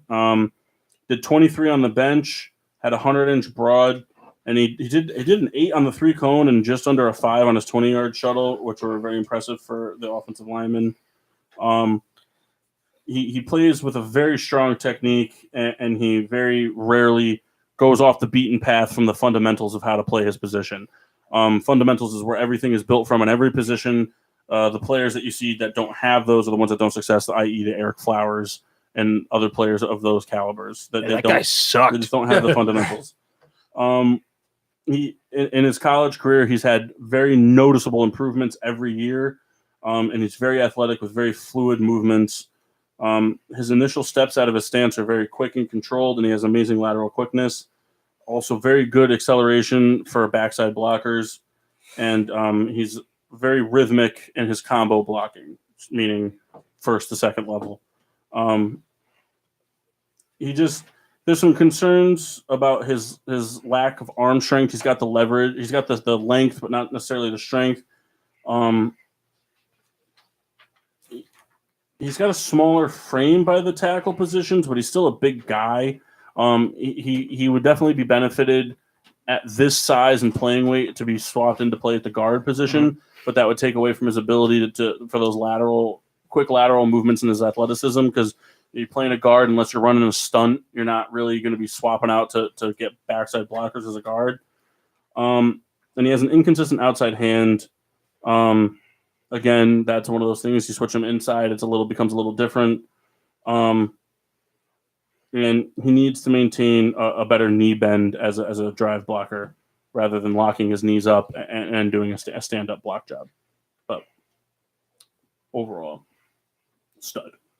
We're going to say that for a lot of these guys. Probably all of them. The scouts are actually comparing him to Joe Thomas. No joke. So, have you seen Joe Thomas now? No, you brought him a lot up. different. He's so much lighter. It's just The Miami Dolphins are on the clock. nope. No, that's right. The Detroit Lions are on the clock. With the 13th pick, Pick is in. the pick is in. Sorry. Calm down over You there. should Pepper. start playing it as he said. With the 13th pick in the 2019 NFL Draft, the Detroit Lions select defensive end Rashawn Gary out of the University of Michigan. 6'4", 277. Had a 6.31 on his grade. Ran just under a 4.6 in his 40-yard. 26 on the bench, which is very impressive. 38 vertical, 120 on the broad. Rashawn Gary is one of those players that I think a lot of people are expecting a lot from, but are also very skeptical. He obviously, if you're going with the 13th overall pick, you're expected to be a start now impact player, but he's going to need development throughout his NFL career. He has a very freaky build in terms of his height, weight, and speed. It's unlike anything people have seen before. He's very active with his build, and he has all the tools to set a very strong edge. He's very forceful for the initial contact point, and he's very good at keeping balance doing that. He has disruptive qualities when he decides to bend and play low, and he's got very good pursuit speed from the backside, and is also good at making tackles down the field. His production as a rusher, though, failed to match the traits and the talent that he possesses, and his rush plan is a basic at this stage of his development, which you're talking top 15 pick. His hands lack skill, and he lacks classic hip bend to dip and run in the arc. He has a long arm bull rush, and that's his only real rush tool. He needs to develop some form of a swim move or some sort of a dump hook or something like that to get in and out. And he tends to lose pad levels on his inside counters. Like I said, I think he's one of those players that he's going to be expected to make an impact now. And a team like Detroit, I think that's a very solid place for him to land up with Patricia, a defensive-minded guru coming from the Belichick school of defense. If there's anybody that can put him in to make an impact for his team while continuing developing, I think it's Patricia. I think Rashawn Gary's success in the NFL was more based off of where he went versus his abilities. Red Baron. Great player, very raw, very athletic. I don't have a problem with the player. I have a problem with the pick. I think Stafford is a guy who's kind of been under duress the past couple seasons, and I think if they're serious about him being the quarterback moving forward, protection is key. And I feel that Patricia is perhaps putting more emphasis on defense than offense. And if he's serious about having a balanced team, some attention should be paid to the offense. That's the only feelings I have in the pick. But as a player, I think he's got a lot of potential. And under Patricia, it is a good fit because he is the defensive guru and could shape it to be a monster. But I think in the grand scheme of things, the Lions need to think about the offensive side of the ball as well. The Atlanta Falcons are on the clock. The pick is in. With the 14th pick, the Atlanta Falcons select Ed Oliver, defensive line, Houston. Ed Oliver, 6'2", 287, 6.26 on his grade. He put up 32 on the bench, very impressive. Also put up a 120 on the broad. He's a freak of nature in terms of his athleticism. He has very high-end front side quickness. He's built low, and he plays with a lot of leverage. He has very freak workouts expected for quickness and explosion testing, and he explodes into blockers with an extreme pop. He's very instinctive, very good at diagnosing plays before and as they're happening, has very rare initial quickness for somebody of his size at his position. And in just 3 years of college ball, he popped 53 tackles for loss, which is very impressive. Wow. He's a monster. Scouts say that he played under 280. He put on the weight for the combine as the initial thing. So how is that going to play out? Is he going to play at 280 in the NFL, or is he going to try to play it bigger? He also lacks functional length. He's got the length, but he just doesn't use it to his advantage in the right ways. He doesn't do well against the double team. He often will get very easily mauled down by them. And he also struggles when the offense decides to run downhill directly at him. And he also gets clogged up against wide bodies. So he's got a lot of athleticism. He's got a lot of instinctual explosive power at the word I'm looking for, at the point of attack. He's got very good instincts. He's got very good diagnostics in terms of reading the play. He just needs to work a little bit more on the actual getting the job done, and he needs to kind of build up. If he's going to put the weight on, I don't have a problem with him playing at 280. It's a little undersized for the NFL.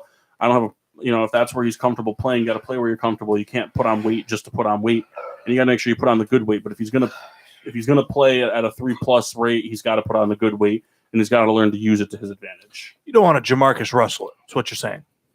Well, let's not get ahead of ourselves. The Washington Redskins are on the clock. The pick is in. You don't know who this is. With the 15th pick in the 2019 NFL Draft, the Washington Redskins select Drew Lock, quarterback out of Missouri. Poor kid. He's going to get his shin bone snapped.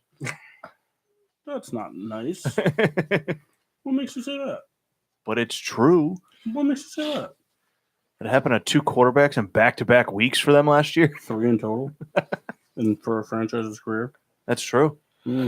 So, Somebody wrote some methane down here. The first pick we've got for a player that received under a 6 on the draft grade. 6'4", 228. He put up a 4.69 on his 40-yard. He also put up a 7 on his cone and 4.12 on his 20-yard shuttle. He now with the analysis of the quarterbacks changing up a little bit as the Kyler Murray thing has kind of become more cemented as the number 1 overall pick. People have been wondering who might be the best quarterback. Drew Lock has definitely made a case for himself. He has a very prototypical combination of size and arm talent, something we see from a player like an Aaron Rodgers. He's a full field reader with the ability to scan and process quickly, which is very important, especially for a rookie quarterback. You want him making sure that he's getting the right target, the right option, not just the first option. He's very good in the pocket in terms of sudden movements. He throws with anticipation, and he's got a very quick ball handle. He's very, very confident in his ability to throw the ball down the field and make challenging throws, and he fires frozen ropes through the fucking gaps that ball shouldn't be going into. He does have frustrating inconsistencies with his accuracy and his touch. I think he threw for under 60% completion for his time in college. He fires fastballs on short throws when a changeup is needed. Kind of like the John Elway aspect, throws the ball just throws it too hard. The John Elway Brock Osweiler comparison there, like you don't see the touch pass, and that's important, especially when you're trying to get somebody up over a linebacker. Yeah. He requires more disciplined footwork in the pocket. He's quick with it, but it's not always what it needs to be. And his production falls greatly when he's forced to move his feet outside the pocket and throw on the run.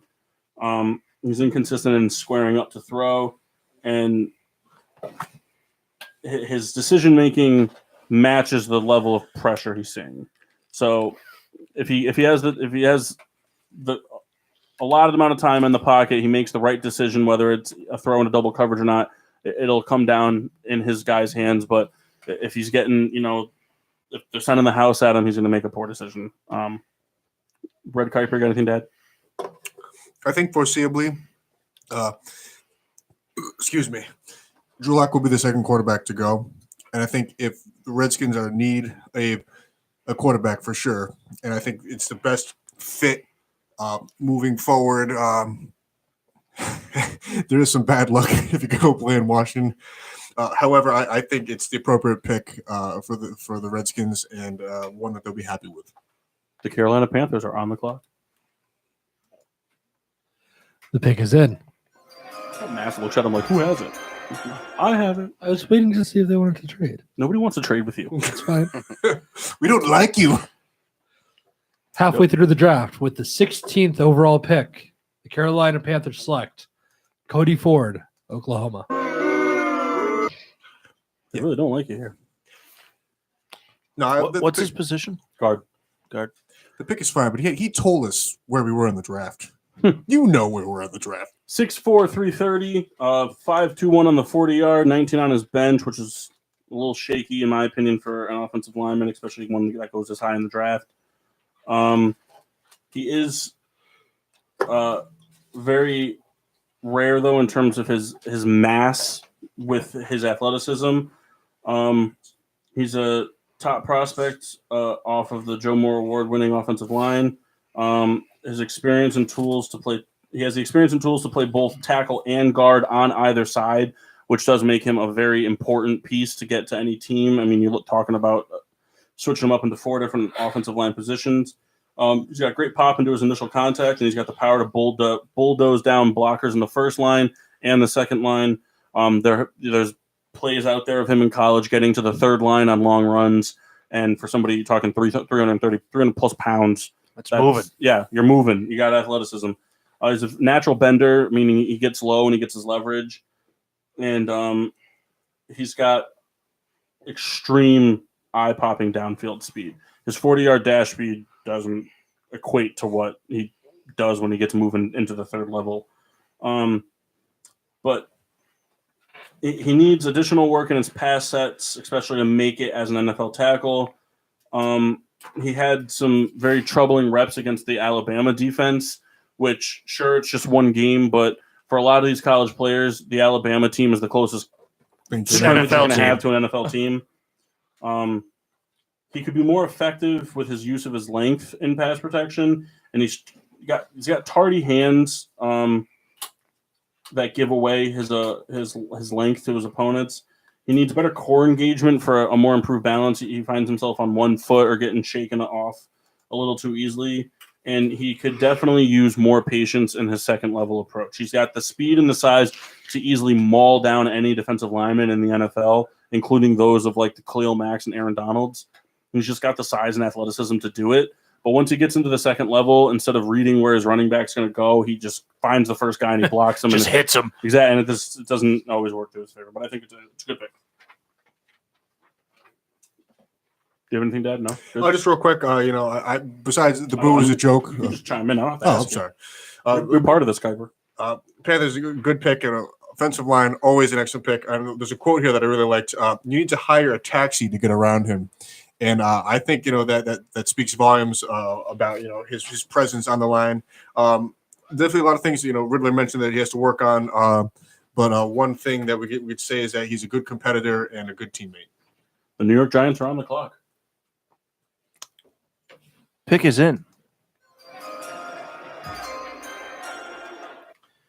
With the 17th pick, the Giants select cornerback Greedy Williams. A team looking to re-bolster their secondary that was once so great not that long ago. Not surprised at this pick at all. Greedy Williams, a 6'2 cornerback on the lighter side at 185. He's got everything that you're looking for in a top-tier corner.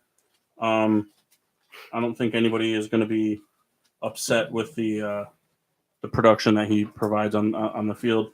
He's going to be an instant starter for this New York Giants team that has a lot of help needed.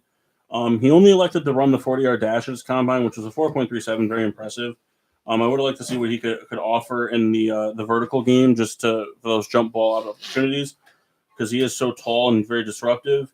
He's got the length to slow receivers looking to get in their work. He's very patient and calm in the early phases of coverage, which is something that you don't see out of a lot of young corners. They're looking to get right into the receiver's face right away. An experienced receiver is going to blow past you every time when you do something like that. He maintains the feel of the route that he's on and can match receiver steps. He's got very smooth hips to weave in and out of changing leverages on the route. He's got good ball production over his 2 years as a starter, and he's got extremely good route recognition and long strides that drive to the passing lanes. He needs to add more muscle and strength, though. You're talking 6'2 corner that's looking to be a number one corner in the NFL at 185 pounds. That's going to be a guy, that's the build for the go up and get the, to match him step for step and ball hawk it versus be physical with him, force him out of his route and change things up.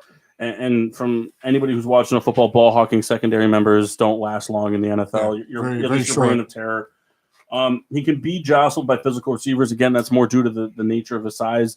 You look at he could probably keep up pretty well with like a DeAndre Hopkins or maybe like a Julio Jones. But you start getting receivers like, even like a DK Metcalf that we just talked about. But, these receivers like the Amari Coopers and the Michael Thomases of the world, like these are guys that use their size and their strength to really get what they've got. He also lacks initial quickness on crossing routes, and he has a very average recovery burst.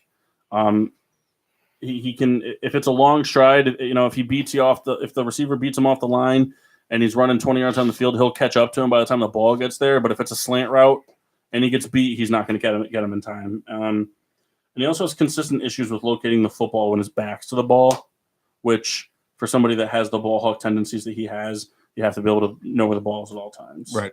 And he also plays the hands a lot instead of the ball, which gets you in trouble, gets you flag problems. Because a lot of receivers are deceptive with their hands, especially the Odell Beckhams and DeAndre Hopkins, who can take one hand and put it into place because they have all the confidence in the world they're going to bring it down with the other. So, yeah. But a good pick for the Giants. Much need in the secondary. Raw talent, very quick. One drawback, not a good tackler. And we've known some members of the secondary just aren't good tacklers. I don't know if it's the nature of the position. Riddler touched a lot on the way he plays the ball, and that's stuff he has to work on. But you got to be able to tackle. So it's something to work on going into camp. Minnesota Vikings are on the clock. The pick is in. The Vikings select Christian Wilkins, defensive line, Clemson.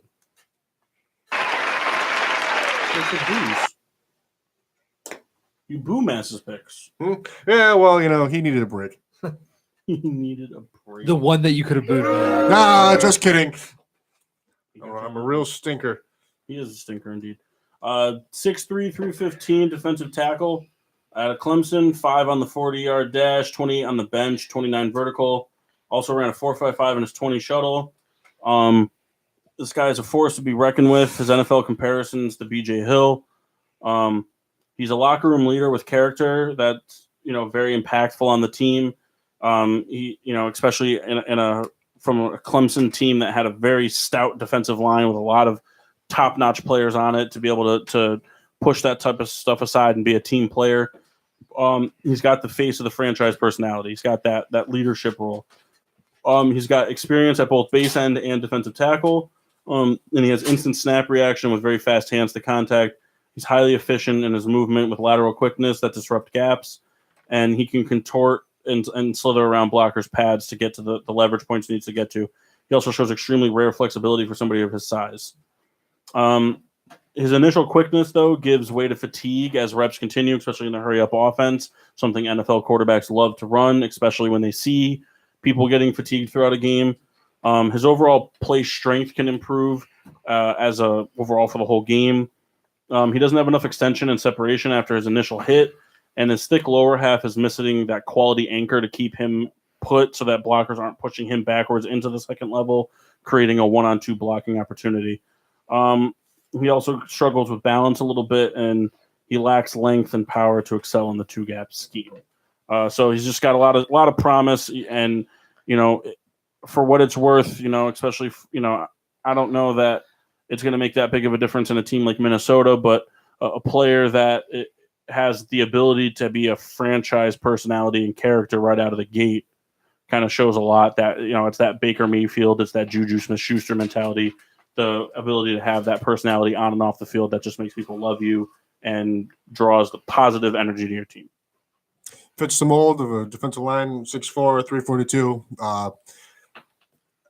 Good fit, I feel. I guess the only drawback, tested positive for PEDs, so if you let bygones be bygones, I think he's a good player for your squad.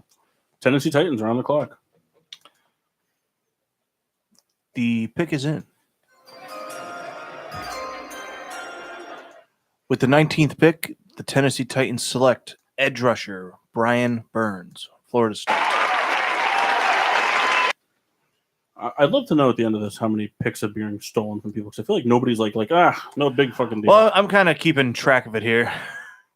Brian Burns, not enough to say about this guy. 6'5", 249, very big build. He put up 36 on his vertical. Elected not to do the bench press, which is always, I understand if it's due to injury reasons or whatnot, but like for me, like if I'm drafting an offensive or defensive lineman, I need the bench press. That's a big thing because it's one of the few combine things that's actually applicable to real NFL games. Your vertical means nothing to me. I don't even understand why they do the vertical. They should do like a 5-step run and jump kind of thing. Because when he ever just, other than a Hail Mary, when are you just standing still and jumping as high as you can to get the ball? Doesn't make any sense to me. But he's got basketball athleticism. He's got an upfield burst that forces tackles out of their pass slides and into more gallops and sprints. He alters his rush speeds with sudden bursts around or inside the pass set. He's got a very long third step that propels him into clearance. He's tremendous lower body flex, and he gets the 45-degree edge bend very effectively and very efficiently, which is extremely important for somebody trying to get to the quarterback. He's got capable smooth spin moves in either direction and very quick lateral slides. He's got a thin frame, and it might not be able to handle enough weight to keep him going at the high level. He lacks functional play strength, and he gives away his position when he's setting the edge too often. He sticks to blocks once he loses his frame, which is a little bit of troublesome because at that point you're just sitting there doing nothing, and he's gonna have initial issues converting his speed to his power at the top of a rush. Work to be done. He's gonna have to find a way to put he's gonna have to find a way to build a proper frame for an edge rusher, especially at his size, because he's a big target that's going to allure a lot of double teams, and he's going to have to learn to use. He's got the spin move and the athleticism to get by one guy, but he's going to need to build the framework and the strength up to get through two. Yeah, he's got the initial quickness, needs to get stronger, but he's got a lot of upside. So, Pittsburgh Steelers are on the clock. The pick is in. We'll trade you 3 bags of peanuts. We'll trade you Antonio Brown. You just have to call the Raiders and ask for him. With the 28th pick in the 2019 NFL Draft, the Pittsburgh Steelers select defensive back Byron Murphy out of the University of Washington. So sticking to his guns and not going offense. Love it. Cornerback, I think he falls a little bit off of the radar for a lot of people because this is such a pass rush heavy draft. But at 5'11" and 190, he fights. He's got a lot of fight in him. He put up 4.5 on his 40-yard. He's got a 36.5 vertical, the 120 on his broad. He has a lot of comparisons to the Brent Grimes style of play. Brent Grimes, obviously a bigger cornerback, but still plays with that same heart and tenacity. He's not small. He's just kind of underdeveloped at this point in his career. He has extremely high football IQ and instincts that teams are looking for at any stage, whether it's free agency or the draft. He's coached to maintain a sight line to the quarterback for optimal recognition for all passing opportunities. He stays in phase. He's got twitchy feet for an instant plant and drive. He made plays on 31% of his targeted throws over 2 years, and he posted 7 interceptions and 20 pass breakups and just 87 career targets. He's got good downfield body control, and he's hyper competitive in his run support duties. He just lacks height, weight, and speed associated with the outside corner, the number 1 style corner. He's only played in 20 career games, and he's got below average footwork to adjust to a receiver's initial release. He grabs and hitches to receivers to help match the pattern, which isn't always great because they're going to read that instantaneously. And he's quicker than fast, if that makes sense. He needs to bump his speed up, and he can be stacked by big targets easily. Excellent pick, in my opinion. The Steelers always looking to improve the defense. The secondary has sometimes been rough. Most times. Most times. Agreeing with what Riddler said, only played in 20 games, which is a very small sample size, but he has a lot of upside and a very good, very high IQ. So sometimes talent outweighs the shortness of play time. The Seattle Seahawks are on the clock. The pick is in. The Seattle Seahawks select safety Jonathan Abrams, Mississippi State. I think you clicked the wrong button over there. Oh, you're right. I think you clicked the wrong button over there. Are you clicking the booze button? I was waiting for it. Oh, no. Oh, I like the pick. Oh, okay. No, you don't. I don't like the mass. 5'11", 205. He's got 31 and 3/8 inch arms. He ran a 4.45 on his 40-yard. He's got Canoe Neal type tendencies. He's got a very stout frame. He's very tough and competitive. He's got a very intimidating striker factor, much like the Harrison Smith style of play, the Cam Chancellor style of play. He plays like an extra linebacker, again, much like that Harrison Smith style of play. He's got straight line speed to close out targets, and he's got an alpha demeanor on the field, which is very important, especially from the safeties. He gets his feet moving early to help smooth his transitions and has size and strength to match on tight ends. And he's got good communication skills on the back end, which is also extremely important because sometimes your safeties see things your middle linebackers, the quarterbacks of your defense don't see.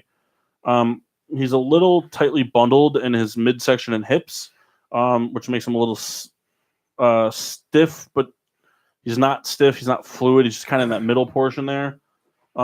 He's unlikely to handle coverage duties on the back end, and he's got moderate ball production. He needs to increase his anticipation, and he's going to miss tackles when coming in too hot. He over pursues, and he looks for that big hit more than he looks for just the surefire tackle. Big shoes to fill in Seattle for sure. Not great in space, but it's something that could be, worked on, with just, working with a pro squad. And I think that it's someone who will definitely, work well on that scheme. All right, Baltimore Ravens on the clock. We got to speed this up. Yep. I'm sorry. Yeah, I am sorry. Did I tell you that the pick was in? No, but I anticipated. Well, the pick is in. Hey. Oh, what? Hey. What do you got? It's the Oakland Raiders. Okay. How you doing? We'll swap you. What do we got? What's coming up next? We'll swap you 24. And we'll give you a third this year. I want a second. You can piss off. All right, so the Baltimore Ravens are on the clock. The pick is in. Quarterback Lamar Jackson. With the 22nd pick, the Baltimore Ravens select wide receiver Marquise Brown, Oklahoma. That's about right. Who cares about the Ravens? All right. Well, Holla. Biased clicker over there. Hey, air high five. We're on good pages again. We're on good pages. 5'9", 166 pounds. Didn't post any stats at the combine this year. He's only 5'9". Yeah, he's got Deshaun. He's got Deshaun Jackson tendencies though. His feet never come to a halt until after the whistle. He's always moving, even in blocking schemes. He plays with all day energy. He's got terrifying top end speed. He's able to play inside as a playmaker or outside as a field stretcher. His long speed has an additional separation gear, and he's got very early turn and run from respectful cornerbacks that opens easy comeback routes. Easy burst quickness and separate out of breaks. The safety help is almost always needed in a game against him, and he's an electric maze runner after the catch, meaning yak. He's got a painfully thin frame, though, that's below minimum standards. He'll face concerns over long-term durability due to that. He relies on explosive speed, but requires more positional polish. It takes time to drop his hips and get into breaks from the sprint. He's got average hands to finish contested catches.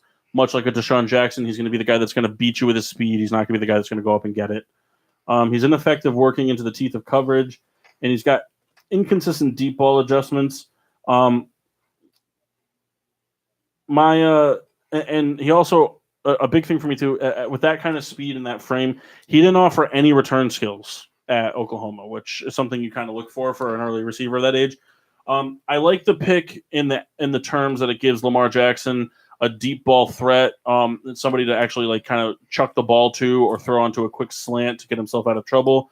The part I don't like about it is that for the Ravens, if they're going to go receiver, I would have expected them to go a more DK Metcalf big receiver type of route, that option that was going to provide blocking for Lamar Jackson down the field, because until they prove otherwise, they're going to be a run quarterback first team, and you need receivers that can block in that instance. Because once Lamar Jackson takes off with the ball, Brown's speed means nothing. The Houston Texans are on the clock. The pick is in. With the 23rd pick in the draft, the Houston Texans select tight end Noah Fant out of the University of Iowa.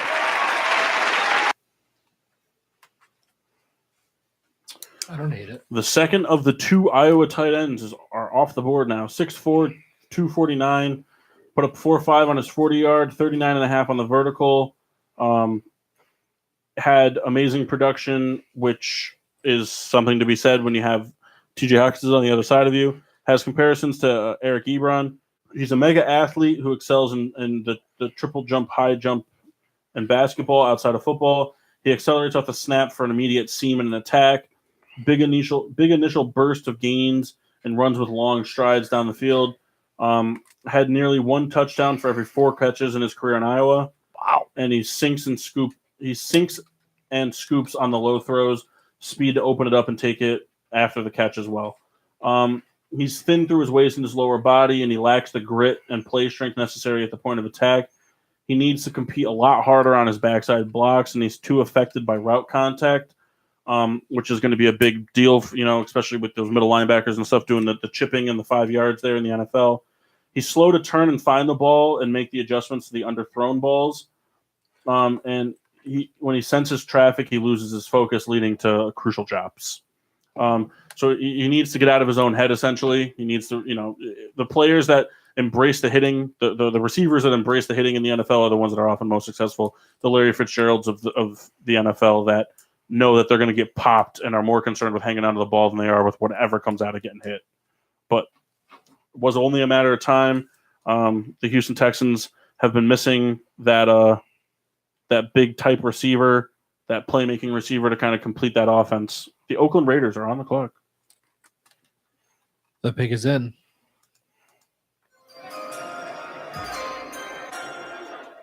I wish the NFL draft was this fast. Yeah. With the 24th pick, the Oakland Raiders select. You sure you don't want to trade up from 27?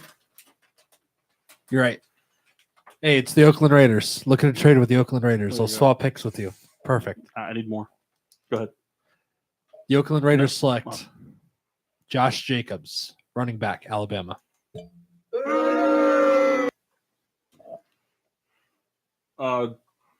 Interesting pick. The Raiders are in need of a running back. There's questions at that position, especially with the exit of Lynch to be soon. He's got a Sony Michel style play to him. Not to mention, doesn't hurt to have the Alabama pedigree on your side. Except if you're a running back. No, Mark Ingram's doing all right for himself. But he's built like you want with low center of gravity. He's forceful and violent as a finisher and gives extra effort for successful short yardage carries. He's patient but decisive on outside zone runs, and he allows blockers to do their job before just hitting a gap. He has gas to bounce it to around the corner and footwork for controlled cuts in tight quarters. He's also good effectiveness as a pass catcher used out of the backfield in packages. He's got a low percentage of explosive carries, though, and might not have enough speed to hit the home run rush. His gather and cut is slightly exaggerated, and he struggles to slow, gather, and cut beyond the second level. He doesn't create enough indecision in open field tacklers either. The Philadelphia Eagles are on the clock. Hey, What do you got, Mass? it's the Raiders. We'll give you 27 and a fourth. Man, just a fourth to move up 2 spots. The back end of the first. He's desperate. Give him what he wants. Give me a third. Can I check which of the thirds they have? Can I check what third round picks I have? I don't know that off the top. I don't of my think head. they have one. You have to give them that. Yeah, I don't think they have one either. They gave it to the Steelers. Let's see. Hold on. Was it? Yeah, because it was the third. And Didn't they get a fifth. third back though Did they get a third back from Chicago? No, they got first and second. They got first and second in next year's first, and the Bears got Khalil Mack in next year's second. Okay. I would do it, but send him a very damp Philly cheesesteak. They're all damp. That's correct. We did trade it to the Steelers. I'll give you a fourth round pick. No. No. All right, Phone call. Eagle. Oh God, here we go. Indianapolis Colts here. Ooh. Well, in the swap picks, What do they have? They have the next pick. Okay. a second round and a fifth round this year. Yeah. All right. Jokes on you, I got two. Indianapolis Colts are on the clock. In the 25th pick in the 2019 NFL draft. Is the trade in? Is the pick in? The pick is in. Sorry. Can I guess? I'll take the private stock for that again. That's all right. Souls, can I guess What? who it is? Just Yeah. let them say it. All right, go ahead. You Come said on. that. With the 25th pick in the 2019 NFL draft, the Indianapolis Colts select defensive tackle Jeffrey Simmons out of Mississippi State.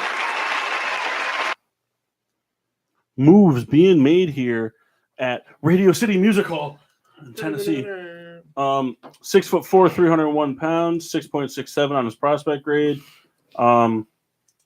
Big stud. NFL comparisons to Ndamukong Suh pre-Lions injuries. But he looks the part of the bust with an athletic and chiseled frame. Rare combination of power and movement. He's got quick twitch snap reactions, and he plays under opponents' pads with a very powerful, well-placed punch. Impressive core strength and body control with the possession of power to split double teams. He's also got a very mean slide and swim winner when he's working the gaps, and agility for lateral slide pursuits. His instincts are average. He can be slow to diagnose and defeat the blocking schemes. He allows edge pressures to catch him cleanly on his down blocks, and he doesn't always set proper edges, focuses on initial blocker, and loses sight of the football from time to time. All right. I like it. So it's back to me with the Eagles. Yep. All right. I'm calling myself from the Packers. Okay.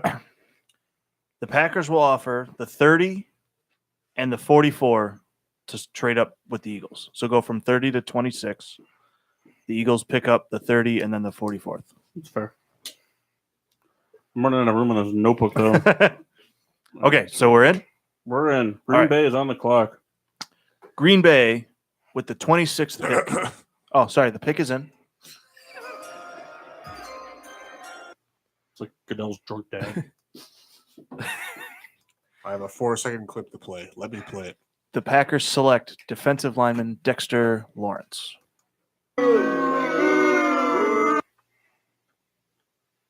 You okay over there, Souls? Is he okay? I don't know. I said it on the. You sure? Yeah. I missed who you picked. I'm sorry. Defensive line Dexter Lawrence. Clemson. Oh, okay. Another one of those big Clemson boys coming out. I like it a lot. What are you doing over there? why that was a movement. Killing me. Fuck yourself. All right, Dexter Lawrence, 6'4", 342, 6'19" on his grade. He's got a lot of traits that resemble Sean Rogers. He's got a very enormous frame, and he's healthier and much quicker in 2018 than he was in previous years. He's got very impressive athletic ability, agility to defeat or recover quickly from cut blocks, and possesses booming upper body power. Has potential to eat double teams and let his linebackers roam free, and ball carriers are finished once he gets his hands on them. He's been unable to equal impressive production from his freshman season. He has average rush talent, likely to limit his draft value, which we could kind of see it did a little bit here. Lacks looseness as a rusher to find the edges, and basic rush counter is relatively ineffective. And he also gets caved by double teams when he doesn't sink his post. The Oakland Raiders are on the clock. I'm calling you, bro. I'm the New England Patriots. Oh, God, no. Click. Can I guess? Shut up, Bill. I'm giving you both my second round picks and a third round. Click. Idiot. You're not taking that? I got a second round pick in like the 40s, so I know. I Two should probably second round take picks that. in the fourth, you said? third. Third? Couple of second rounders in the 2 second rounders in a third? I would take that. Drop the second and the fourth. Swap your first. No. Just like that. No. He kind of sounded like the Belichick. 32nd pick and the top of the 2 seconds. No, the lower second round So pick. you want the 32nd pick and the 64th pick? Sure. No. Okay. See ya. You're on the clock. All right. The pick is in. Mm-hmm. The Oakland Raiders select Rocky Sin, cornerback Temple. Fucking great name. I wasn't expecting Phil to say that. I thought he would say like fucking stupid pick or something like that. too. Can I ask a quick question? Yes. Has Jeffrey Simmons been drafted? Yes. Okay, I thought so. I just wanted to be I sure. just Wow. traded you before. Private stock. I just want to make sure because I've been checking off guys. I just want to make sure. All right, so Rocky Sin, other than having a great name, 6 foot, 192, 5'8" on his grade. Nate Harrison comparabilities. He's really long with carved up physique. Coaches loved him after just a couple months in their program over there at Temple. He's light in his back pedal, possesses foot quickness for extended mirroring of releases, has potential for extended mirroring as well. Plays into catch point with aggressive hands and decent closing bursts for attack throws. And he's also very willing and able to help in the run support. He's not as disruptive from press coverage as he should be, and needs more technique work. He struggles to maintain proper leverage and false steps at the top of his drop. Long speed is just average, and he gets climbed and stacked at times. He also has a tendency to grab and face guard rather than turn and locate. The Chargers Great name. are on the clock.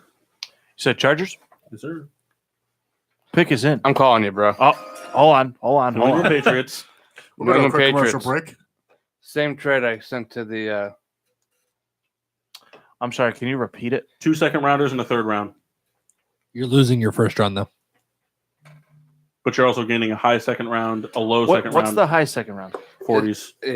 I'm not sure So where. it's like the 12th. Well, I think it's like the 12th or 15th pick in the Yeah. second round. Where did they get that from? I don't know. Philly. No, I don't know. We'll talk about it later. Probably compensatory pick. Why not? So you'd have 3 second-round picks and 2 third-round picks. I'm gonna say no. Idiot. Chargers. The pick is in. They got it from you. With the 28th pick, the Los Angeles Chargers select offensive line Caleb McGarry. You could have got him with the 40 pick. Well, I got him here. Take that, Patriots. How do you spell his last name? MC capital Gary. Excellent. Good for you. Caleb McGarry. All right, now Souls is going to trade with himself. I'm not, but the pick is in. That's well, good. I didn't give a draft analysis. Do we get to talk about my pick, Kyle? 6'7", 317. Big boy. Guy knows how to eat people up. He's got Matt Sloss in comparisons. Good for him. That's a good name right there. He's got good lean muscle mass on an NFL frame. He's mentally tough and has faced and overcome a lot of adversity already. He can unlock his hips for additional force into his first contact, plus a lot of leg drive to grind up opponents and blow running lanes open. He has adequate second-level radar and loves to finish with maximum force when opportunity calls for it. He's inconsistent in sustaining blocks once he's forced to move his feet, and he could benefit from a wider base and more snatch and secure with his hands. His feet are a little too heavy and sticky to redirect and recover against quality inside moves, and he turns and lunges when challenged around the corner by top-edge speed. The Kansas City Chiefs are on the clock. Yeah, the pick is in. With the 29th pick in the 2019 NFL Draft, the Kansas City Chiefs select defensive back DeAndre Baker out of Georgia University. Now, did you just not trade with yourself because as the Chiefs, you thought you needed this more than what the Patriots were going for? Yeah. All right. I like that. I like that you put on both GM caps instead of just keeping the Patriots one on. I also think we would have voted down any Patriots trade. So Don't worry. I got a couple more trades. I took that into account. I love the Patriots. 5'11", 193, 5'9", grade average. Asante Samuel comparisons. Consistency and competitiveness are his hallmarks. No touchdowns allowed with 5 interceptions since 2017. Has quick trigger to turn and sprint when needed. Foot quickness to stay tied to early phase of routes. He also dials into opponent's route speed and stays in phase with a good feel for timing of route breaks for effective matching. He also loves to squat and lurk on underneath routes from the off-man position and impressive burst to close out routes. He's small by the NFL standards, and matching against NFL size on the outside could be a concern. He's grabby when he's trailing complex routes, and he plays a little too tall in space. Physically at the top of routes will be flagged in the pros, and he's also dropped potential takeaway opportunities a little more than you would like to see from a top corner. The Philadelphia Eagles are on the clock. Yeah, I'm calling you, bro. I'm giving you my highest second. What team are you got? I'm the Patriots. You should know this. Highest second in the 4th round. Yeah, I'm calling you. You have what, 32? No, I don't have 32, but I have. Souls, nobody's going to I'm take him sorry. before the Patriots pick. I got 2 guys I want. So give me a 2nd and a 4th. My highest 2nd round pick. I still say no. And a 5th. Swap first. I'm not swapping. He wants 2 guys. That's the And then I'll give you both my 2nd round picks and a 5th. Deal. All right, cool. Pick is in. Wait, who? You're the Eagles? Yeah. Oh, that's not a fair trade, but I'll accept it because I like to see what Souls is up to. All right, New England. A lot of arrows on this pick.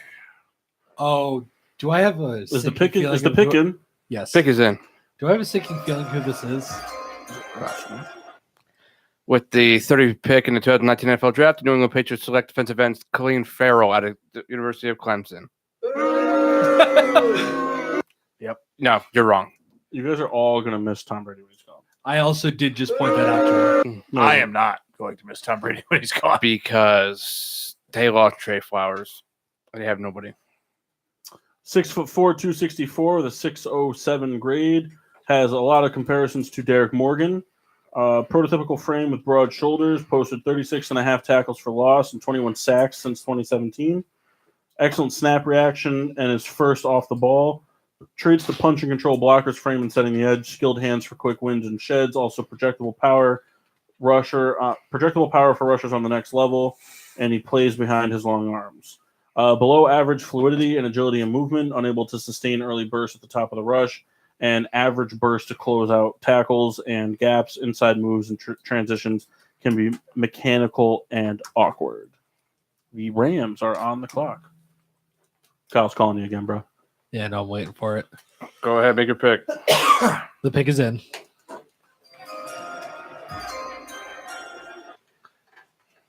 The Rams select Garrett Bradbury, center, North Carolina. That's a shot because you're from NC State. I think he's a plug and play for the next 10 years. That doesn't mean he's not from NC State. He's saying that you said the wrong college. Oh, did I say? What did I say? You said North Carolina. Actually, he plays LSU. He's just a plug and play college guy. Garrett Bradbury, 6'3", 306 from NC State. I hate this pick, to be honest with you. That's fine. I really do. And I'm the Rams now. Patriots, I'm calling you because I hate our pick. We fired our GM since the last pick.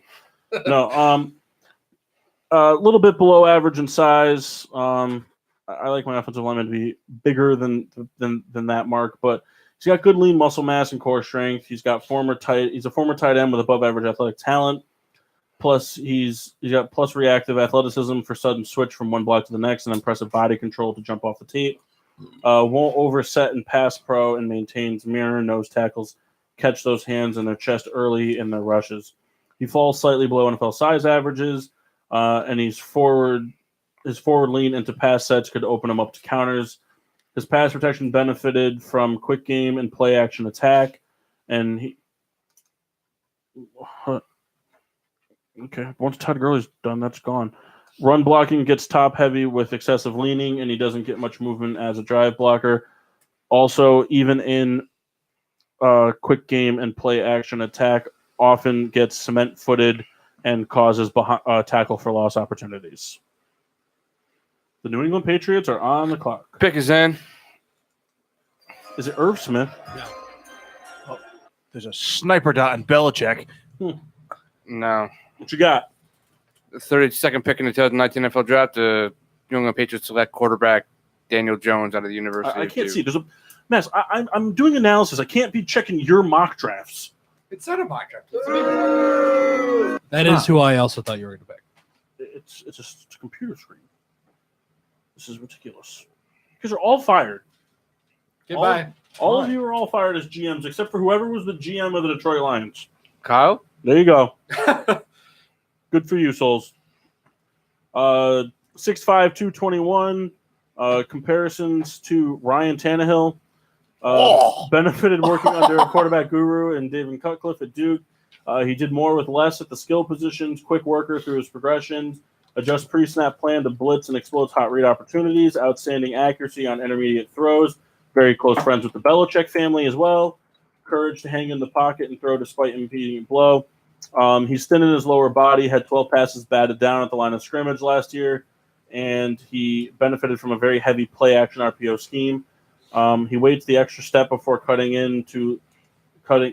it loose too often and attempts to throw into impossible windows, and will be the next 6-time Super Bowl champ He's going to be better than with the New Jimmy England. Garoppolo. Yep. And there it is, the Getting Sports with Drunk. That's gotta suck when like all that's coming out and they're like, yeah, we compare you to Ryan Tannehill. Just be like, oh. Well, it's compared to like when they came out. No, I know, but even still. There it is, the NFL mock draft, the Getting Sports with Drunk edition. Got some trades, got some denied trades. We had two GMs turn down some really good trades from the New England Patriots, which, yeah, I mean, the New England Patriots would never offer that, but those were some good fucking trades. But all in all, Exhausting. He's playing the clapping sound. Oh, I can't hear it. I can't hear it. I can't do the headphones. They're obnoxious. Red Baron did a great job on the audio effects. Congratulations to you. thank you. One day we'll have like a touch screen thing. Nah, we won't. We won't. Well, We got time for some beer reviews, though. Mass? that we do. Starting was Naughty Nurse. I drank it kind of warm, so it was a little bit bitter. I've had it before, though. Good beer just to sit around and drink. I'd definitely have it again and probably give it 3 stars. Finished off with Red Dog. As everybody has said. Very easy beer to crush. Round and folk. Definitely something that I would have again. I'd give that 3 stars, 3.5.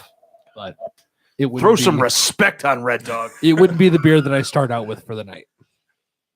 Why? Yeah. What? Get the fuck out of here. Well, Souls? Mine was a fantastic beer as always. Super duper double citra. That's all I gotta say about it. It's great. Deja vu. yeah. Red Tune in Baron? next week to hear Kyle talk about Super Double Citra. Red Baron? I had the Ice Cream Man by Back East, 6.4%, about $15 or so from Bloomfield, Connecticut.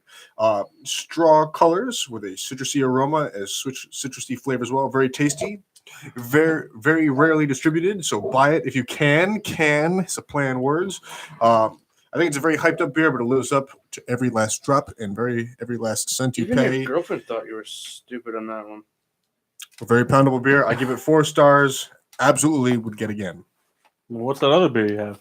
Oh, I'm not reviewing the peach beer. I'm just drinking it. Oh. It's awful. You ever notice that Kendall reads his beer reviews like he's reading a children's book to a kid? Like he just like puts enthusiasm at like certain spots. Maksheen? Well, the first beer I had has been mentioned briefly. It was the Beauty Parade from Hoax Brewing here in Connecticut. I'll give you a quick review. I'm not putting in the book, but they were close. But close only counts in horseshoes and hand grenades. This was the Peach Milkshake IPA. Now, I can understand why people would like it, but I hated it. It was like real sweet. I didn't care for it. I gave it 1 star. I wrote not very good.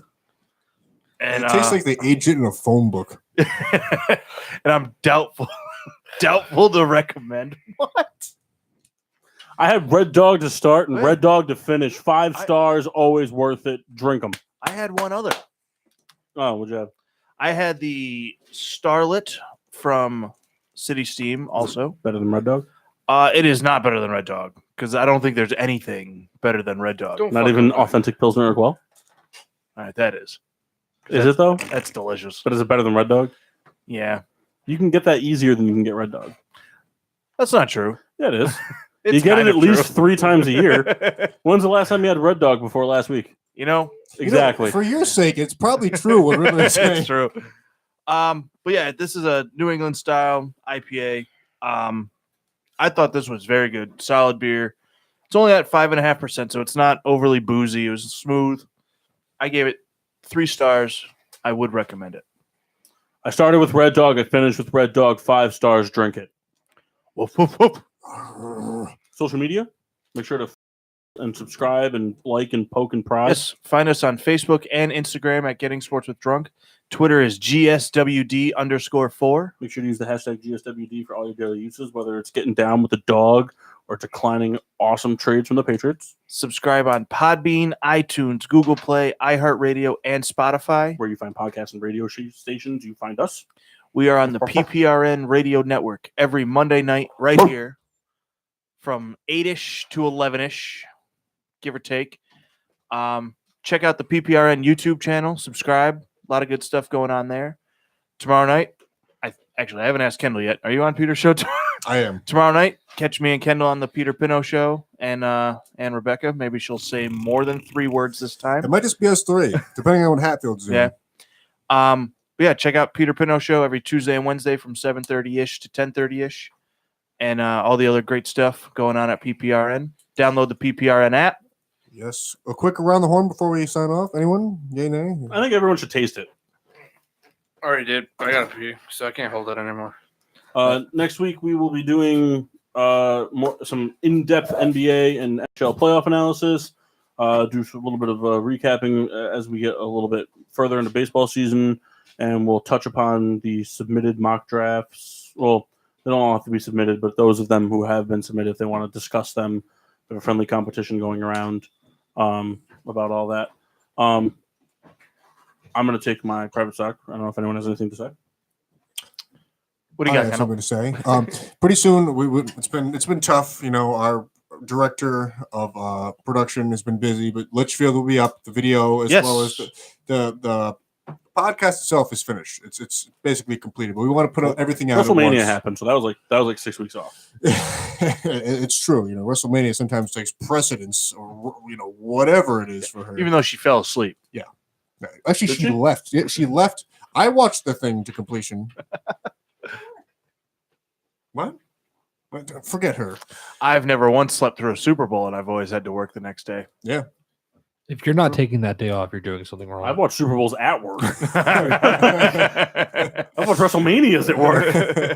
But anyway, until next week, I'm your hostess, Cupcake the Riddler. I'm Mach. Sheen Washable. Nope. Souls is pissing. the Masker Massey. And I'm Red Kuiper. Red Kuiper. That's it.